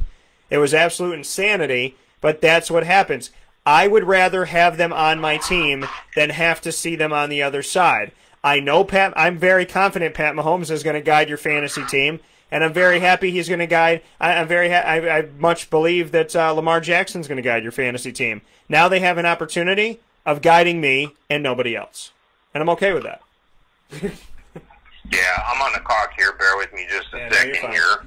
So as Mike is on the clock, I'll take a look at some of the picks that have gone on here. Justin Tucker, my favorite kicker in the league of the last many years, he was taken here. Indianapolis Colts defense. We're seeing a run on defenses, an early one in round number 7, one in round 10, and then we saw in round 11 we had 3 taken, and then there were 5 taken in the last round, around 12, and we saw Baltimore in that round go first, then Minnesota, then Tampa, then Seattle, then Chicago. Then the Indianapolis Colts just went. Hunter Renfrow, great pick in the 13th round, especially in a 16-team league. Great hands for him. We know that John Gruden, the Raiders head coach, loves his Clemson players. And this is a guy that Mike and I mentioned was like 5th on the depth chart. Some people probably thought he was on the practice squad. Like, is he even going to make the team? And the reality of it all is we knew who Hunter Renfrow was. People who do their homework, people who listen to the show, know who Hunter Renfrow is. And now the Raiders fully know who he is as well, as he shot up the depth chart to right around number 2. I like the Adrian Peterson pick late. Justin Tucker, I mean, I'm for picking a kicker later on, but they got him. Fitzgerald, old man wonder there, 13th round, love Larry Fitz. Paris Campbell, a little bit of rolling of the dice. You got a new quarterback in Indy, and maybe that'll help him out. I think it will. Nyheim Hines went after that, a guy I covered at NC State who can play a lot of different positions. Greg Olsen went, and then Irv Smith Jr. A lot of tight ends went early, and even though there's been a lot of tight ends that are gone, still value here in round number 13 with Greg Olsen and Irv Smith. And then, Mike, you went with Darrington Evans, running back for Tennessee. who will be backing up Derrick Henry, who just signed an extension and got off the franchise tag, has 3 years with the Tennessee Titans. What was your thought on Darrington Evans at this point? Yeah, I'm looking at upside. I'm looking at he's the guy behind Derrick Henry. Heaven forbid something happen to Derrick Henry. He's going to be that third-round guy. He's going to be that Damian Harris, James White type kind of guy. He's going to be the guy that they're going to integrate into the offense when they can, but don't fool yourself. He's not supplanting, Derrick Henry, barring any injury. And this is a guy who's going to have time under a guy like Derrick Henry. And a guy that plays the style of Derrick Henry doesn't always last very long in a league, unfortunately. Sometimes, you gotta do away with those tackles. Well, in an ironic way, Derrick Henry does that. He's got a forearm. He's got a stiff arm. He will bowl you over. Jacksonville has seen that several times. Last year, he did the same thing in 2 different games. I thought I was watching a rerun. I thought they were showing me the replay of the last game. He did it again with like an 80, 90-yard run. This is a guy who can run between the tackles. He's very effective. He's big-bodied guy. He can break it outside. He can take it to the house from any position on the field. You better be ready when you see a big, rumbling, stumbling guy coming down the field at you. If you're a DB who's probably one of the few guys that can catch him at that point once he breaks through that line, once he breaks through that box, he's going to kill a DB. They got to try and dive at his legs. What does he do? He hops over him. He'll stiff-arm somebody. He plays the sideline to his advantage. And there goes Chase Claypool, who happened to be up top of my adjusted explosive index this past year. Great pick for a dynasty situation like this. He was definitely on my draft board real soon here. Yeah, Chase Claypool, a guy that has been brought up here before with Pittsburgh, a wide receiver. I think it's, too tight. I was talking about the tight ends before. I love the Rob Gronkowski pick in round number 11, which was that was at the start of round number 11. No, I'm sorry, it was the back end of round 11. And then O.J. Howard was just selected at the back end of round 13. Really like that. I like both of these guys. They have Tom Brady as their quarterback. I think they're both going to be involved. Arguably, each of them could have somewhere between 6 and 8 touchdowns this season. So I like that value there, Mike. What is your thought on that, first and foremost? And then second topic, which is totally different, what is your thought on Raquel Armstead, Devin Ezigbo, and Chris Thompson all getting taken from Jacksonville's backfield? Raquel Armstead and Devin Ezigbo taken back-to-back by the same team owner as well. Yeah, well, that's a guy who, he's backing up his bet. That's a guy who, is smart. He's taking a chance on somebody, but he has a chance to double down and cover his bet, which is smart. And there's a name that just went here, Jerick McKinnon. A lot of people forgot about him. Some people forgot about Tevin Coleman. We saw him go a little ways back. There's another guy right there, Corey Davis. Technically the number 1 receiver. I think it's really A.J. Brown, but Corey Davis better have a big year. He's going to find himself out of a job next year. Yeah, Corey Davis definitely has to shape up or ship out coming from Western Michigan. He's had plenty of time and has not come through for Tennessee. Tennessee, has been a little bit different these last couple drafts, I think, to their benefit, but they were going very high in the first round on wide receivers. Corey Davis, one of them, I believe he was drafted 5th overall, and so he has not shaped up, and so he may be in a position where we don't see him reside in Tennessee much longer. Jerick McKinnon for San Francisco. I mean, this is a guy that's gone through injury, so this is one of those concerning areas for him. But if he could stay healthy, it'll be interesting to see what he can do. Justin Jackson taken late by one of the teams here, the 4th team to draft in the 14th round. I like the Justin Jackson pick. We're seeing a very interesting thing with one of the teams that took not only 1, not 2, but 3 kickers back to back to back. Took Young Ho Koo as well as Matt Gay and Graham Gano. I don't know if they know something that I don't know, Mike. I mean, do you get 72 points for field goals from 60-plus yards? I mean, what's the deal here?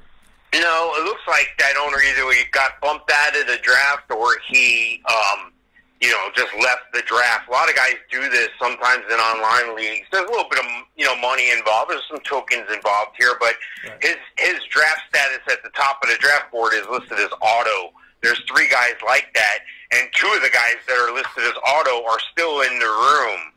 So maybe they just don't know. Maybe they bounced out and got back in. Maybe they lost their internet connection.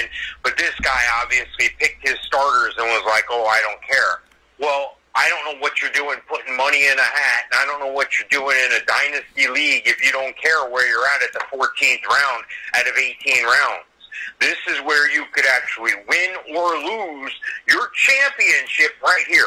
This is what separates the playoff teams from the non-playoff teams. It's just like on the field. Are you going to walk away in the end of the third quarter because you're up by 3 scores? Absolutely not. So why are you doing that to yourself here? I don't understand it, but you know what? That to each his own. Again, I'm going to do me. Yeah, absolutely. And I thought one of the interesting things in one of the leagues here, too, is they drafted Jared Goff and then drafted Jalen Hurts, who is in Philadelphia, obviously thinking that, you know, if Carson Wentz goes down, here's the backup for him. But you're really relying on one starting quarterback, and the notion that the guy you drafted as his backup we might not see for 2 or 3 years. So what are your thoughts on that, going for Jared Goff and then knowing that Jalen Hurts as your backup is not a viable backup, at least right now? Yeah, you know, and sometimes, and I can't speak for these individual owners because I don't know them well enough. I know I said before it's like poker, you got to know the room. Unfortunately, I don't. But sometimes these are homer picks. Sometimes these are guys, you know, oh, he went to the college I like, or he's from my hometown, or I root for the Eagles, so I'm going to draft an Eagle here, and in 3 years I'll have an Eagle on my team. I'm trying to win a championship this year, next year, the year after. My dynasty starts now. That's why they call it a dynasty league. I'm not playing for 3 years from now. I'm going to get hit by a bus next year. I don't know what's going to happen. I'm playing for now, and I'm playing for next year. Yeah, you know, and it's very smart that you're doing that, Mike, because, you know, we only know that, and especially if we've learned nothing else, you learn during Corona times to appreciate the time that we have and the value of the time that we have. So, you know, whether it's fantasy football or eating a peanut butter sandwich or calling our mom or, you know, walking the dog or whatever it may be, appreciate the time you have and don't think that you have forever. Mike, you're up on deck, so I'll ask you this in a second. But I do have a question for you. Darius Geis, who was let go of Washington. Yeah, that was an auto pick. That was an unfortunate auto pick there. Yeah, very interesting seeing some of these auto picks. Jordan Love, Tyrod Taylor, and Jameis Winston, the only quarterbacks chosen by one team as well that went 5 straight rounds with a wide receiver, 6 out of the first 7 rounds drafting a wide receiver, and then having to, you know, get after it. Got Tyrod Taylor, who's a starter right now, Jordan Love, who's a guy that could be 2, 3, 4 years away, and then Jameis Winston, who is behind Drew Brees, really relying on Tyrod Taylor. This is one of those things where, you know, you have an unbalanced draft where you get really, really excited about one position, but you forget to take care of the rest. DeAndre Hopkins, Adam Thielen, Jarvis Landry, CeeDee Lamb, Jerry Jeudy. I like all those wide receivers. Jalen Rieger, you know, my jury's still out on that one, but I do like the receivers chosen by this team. But ultimately, in choosing those receivers, some of the questionable stuff happens at running back, and then at quarterback, definitely some questions I have about that as they move forward. They're really relying on the PPR side of things, really, really relying on their wide receivers. Matt Breida, there's nothing saying that he is going to be the guy. I think he'll be a guy with Jordan Howard and could eventually take over.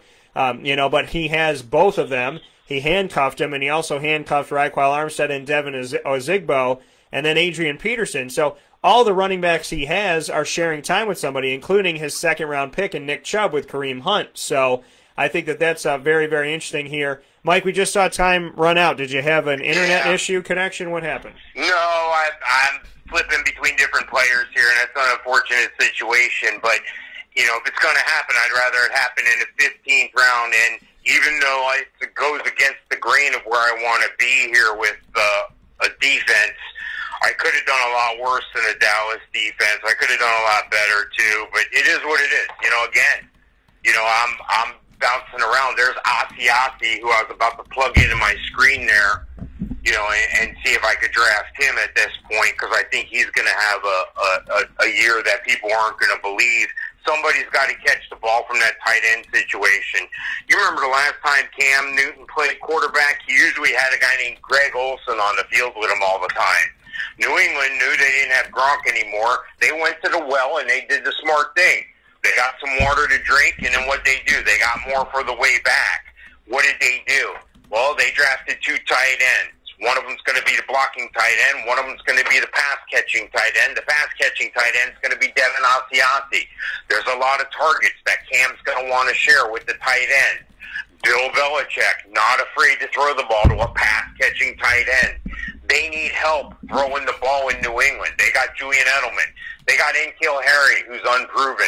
They got Mohamed Sanu, who's, up and down. So there's a lot of unique things that are coming to play here this late in the draft. So it's always good to have your head on the swivel. And, it just goes to show you, I consider myself to be a veteran, of drafting. And as you saw, I timed out and it went against me. But again, I'm confident enough in the rest of my draft that I've already done here that, I'm going to be okay.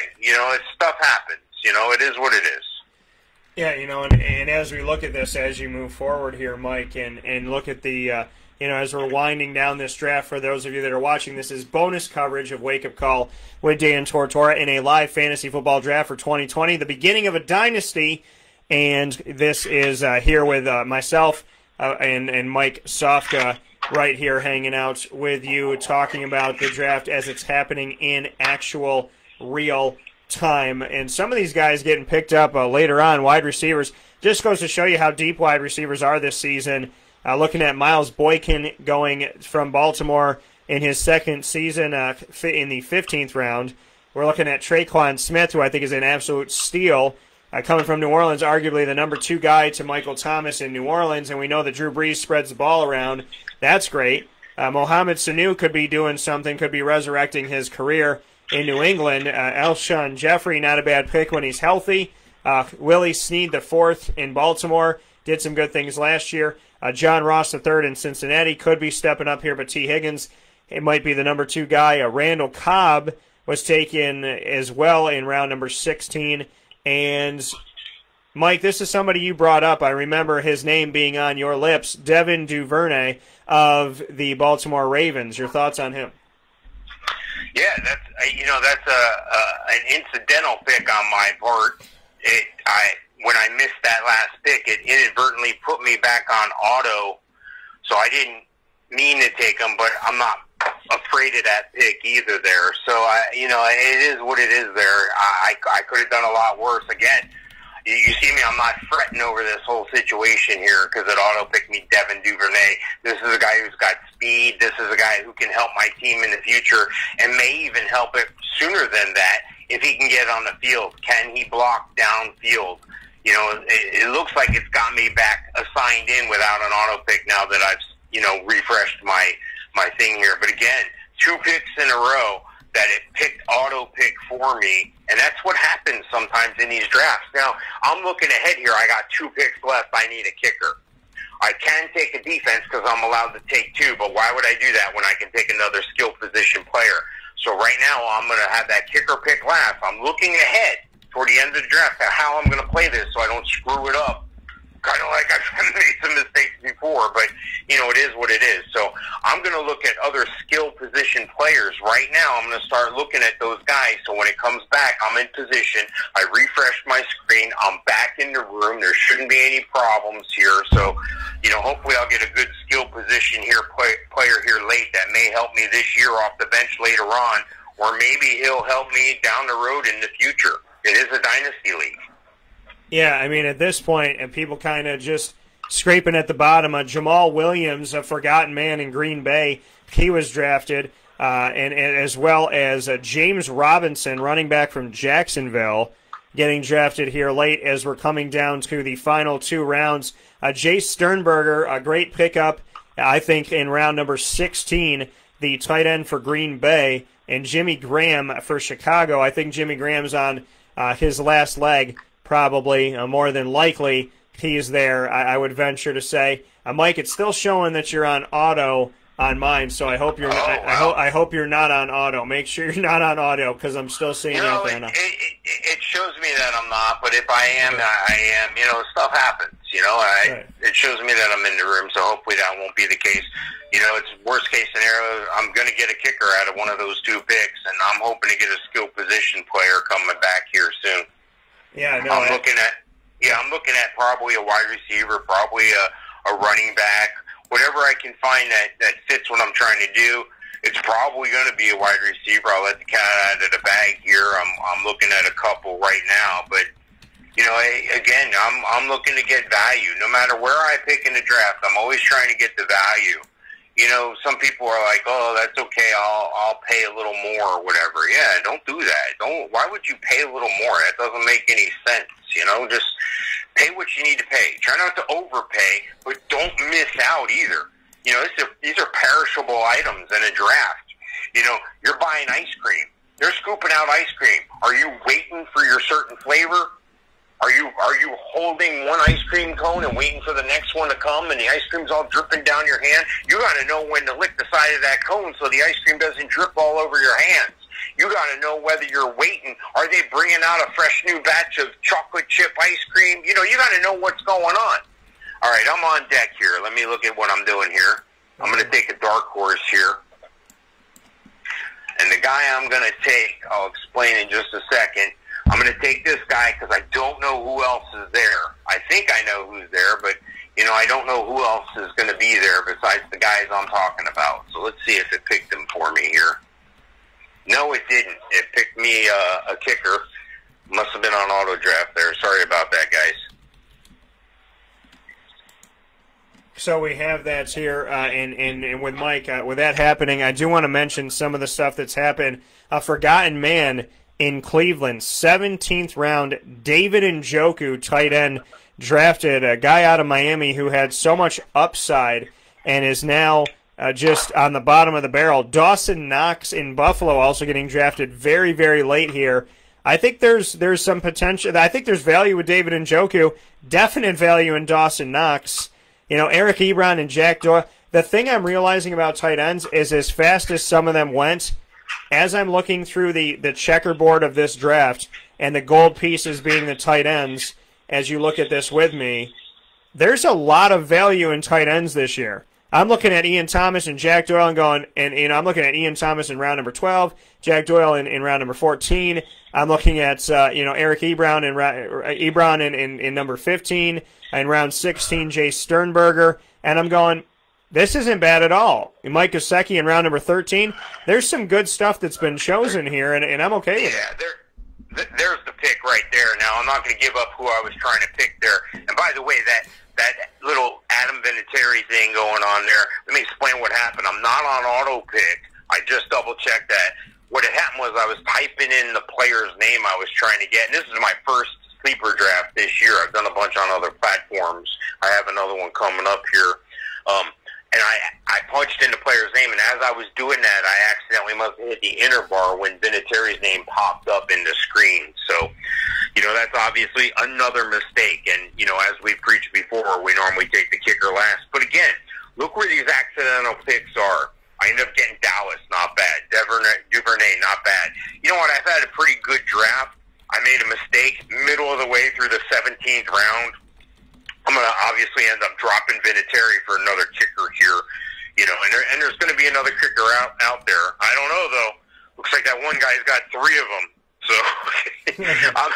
I'm sure he's probably going to drop 1 or 2 of them here before the first week, and I'm confident I'll pick up another kicker here. But the guy that I was looking at still on the board, although that Gandy Golden pick, that seems to be a steal for me in a dynasty. I like that owner was able to scoop him up in the 17th round, late 17th, Antonio Gandy Golden. I think he has a bright future, and that's a great pick this late in a dynasty league. And, the one I like the pick right before it, Anthony McFarland Jr. for Pittsburgh as well. Yeah, he's got a lot of upside, but he's got, he could be a guy that's a boomer bust player for you. I'm not going to count on him, being over the top. But let me tell you something. Should something happen to James Conner, he could be down the first 2 down back. They're just going to, here, go run the ball. And then they got Benny Snell there, jack of all trades. He can take care of running the ball. He can take care of catching the ball. So there's some other opportunities around there. But I think McFarland's a boom or bust player. Personally, I'm staying away from him. Yeah, I mean, we'll see what happens there. There's a lot of guys in Pittsburgh, James Conner, Benny Snell, and so on and so forth. So, I mean, there's definitely a crowded backfield, which I would imagine. 17th round. I mean, how can you go wrong in the 17th round of a 16-team league? I mean, still Jalen Samuels. There's a lot of guys there, and I think people can get excited about it because I think there's value with all four of them. But, right now, James Conner, I would say, is your number one, and your second thought is a Benny Snell because Jalen Samuels can push out to playing a hybrid type of position. So I still think he'll get utilized. Kyle Rudolph, a guy who was top 4 tight end in the country just, I don't know, a few seasons, 3 seasons back, drafted in the 18th round, Mike.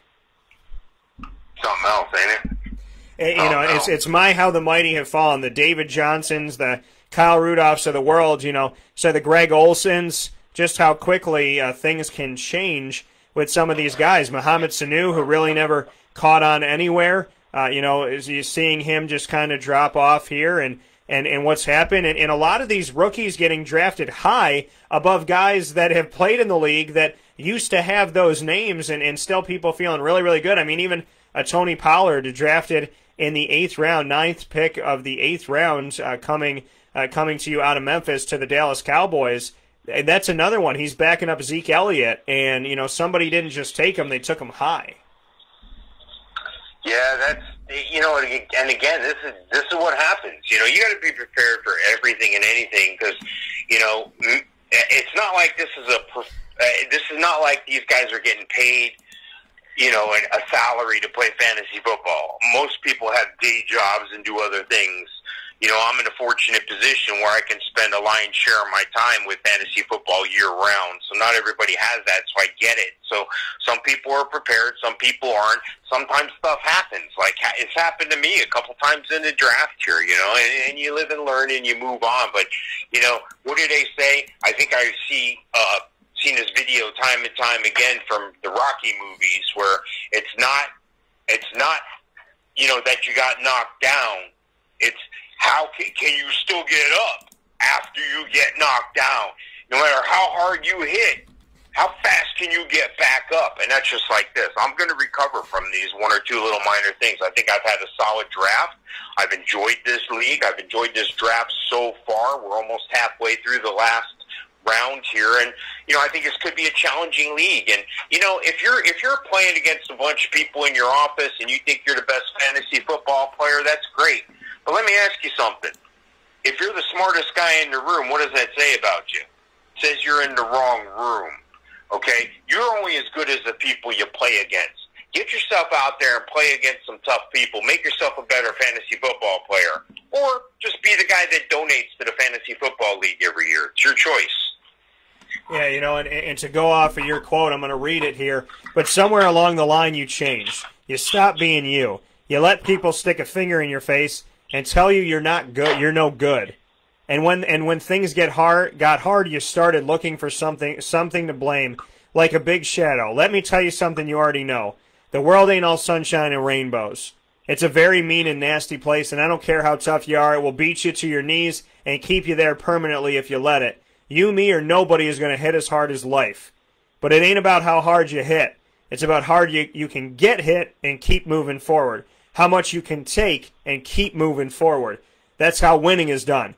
Now, if you know that what you're worth, then go out and get what you're worth. But you got to be willing to take the hits and not pointing fingers saying you ain't where you want to be because of him or her or anybody. Cowards do that, and that ain't you. You're better than that. That's the quote, baby.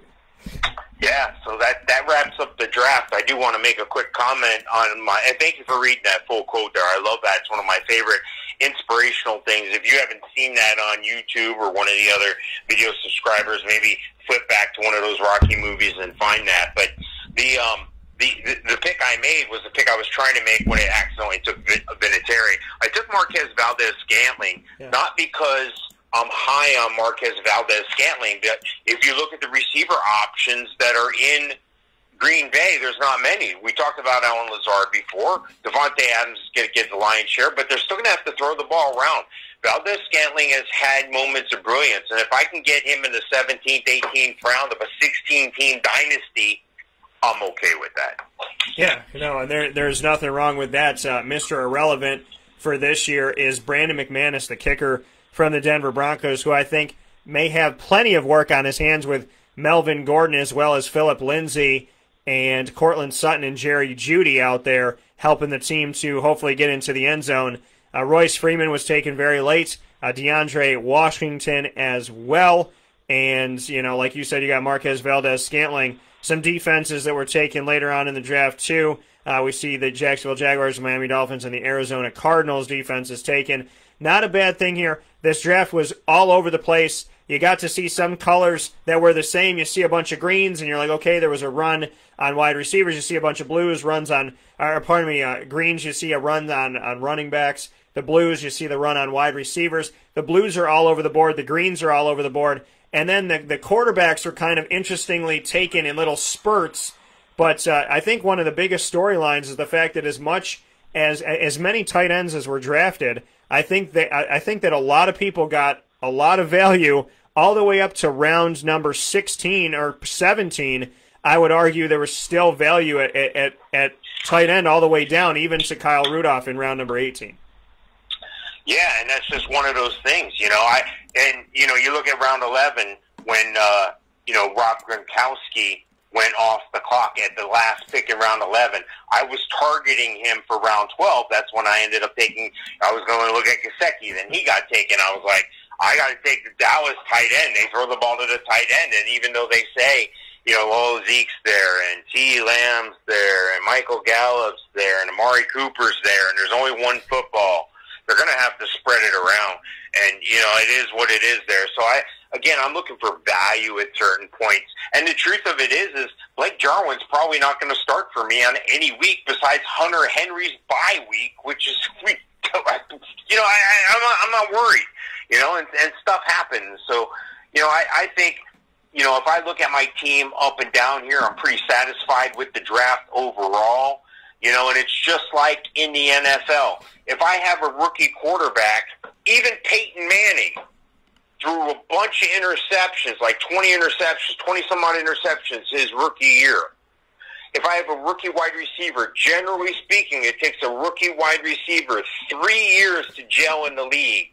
Now, that mold was broken by a guy named Randy Moss several years ago, and there have been a couple standout guys come in and break that mold again. But if you're going to take a chance on some rookie guys, especially in this year's draft, especially in a dynasty situation, I took advantage of some rookie running backs. I went ahead and I was able to secure Cam Akers in the third round in a dynasty league, which I think is huge. Le'Veon Bell, he's getting a little long in the tooth, but I think I'll be all right. But then I came back, I got Zach Moss, who some say could take Singletary's job. I got Tree Trunk Legs, A.J. Dillon right after that in the 9th round. They're saying, and you even said it, Dan, a lot of people are nervous about the Aaron Jones situation. So, every round that it was possible for me to get value. I tried to get value, and that's where you want to be. Let me ask you something. If you go to buy a car, are you going to get to the front of the line and beat everybody else because you're going to pay the most? No, you're going to try to get a deal on a car. It's the same thing here. You're trying to get a deal. You're trying to read where these guys are going. That's why it's good to track before you go into a league. Do a mock draft or two. Get with an expert or two. Get with some people who you trust and value their opinions and what they're able to do with that information. Find somebody you trust and follow that one thing. There's a lot of information out there. It can be information overload and confusing for a lot of people. Hey, this is a lot of fun. I've had a lot of fun doing this. And like I said before, fantasy football is fun, but it's a lot more fun when you win. Yeah, and it also interesting, you picked your running backs back-to-back all 3 times. You had 2 and then a break and then 2 and then a break and then 2.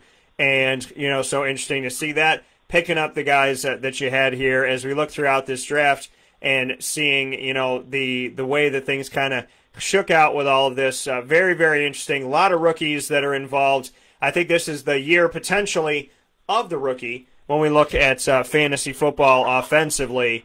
And it was great to allow people to see this and get a real look inside of this, and not just anything, but a 16-team league, because a lot of leagues are 14, they're 10, they're 8, they're 12.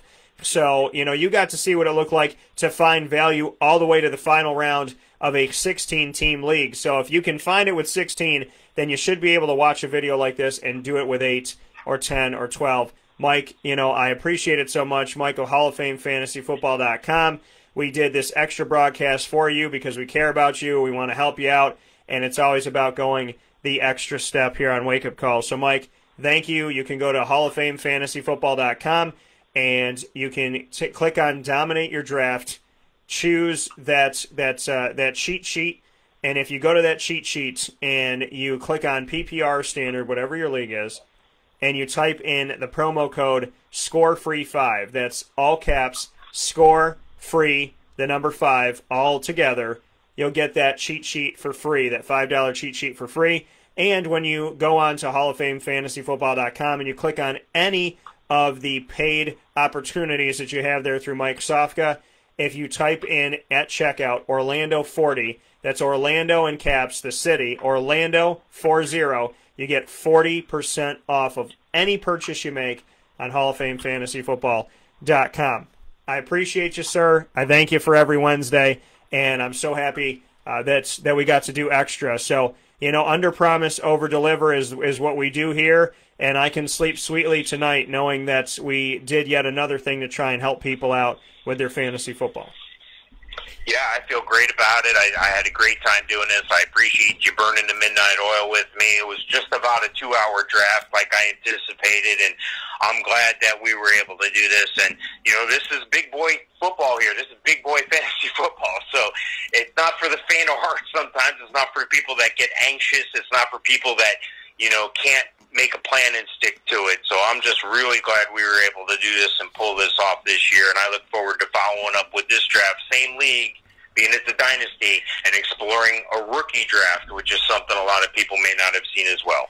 Yeah, no, very cool. And I want to give a big shout-out to Body Armor. This strawberry banana got me through this 2-hour draft and gave me some energy. So thank you so much to Body Armor, and thank you so much to all of you that are watching and listening to Wake Up Call with Dan Tortora inside of the Cafe Kubal Studios. And you know that fantasy football comes your way on Wake Up Call every Wednesday from 10 a.m. to 11 a.m. Eastern Time minimally. We typically always go over. And you'll find us there, proudly presented by the Wildcat Sports Pub on 3680 Milton Avenue in Camillus, New York. Mike, have a great night. Sleep well, and I will talk with you very soon. Sounds good, Dan. Talk to you later. Thanks. All right, take care.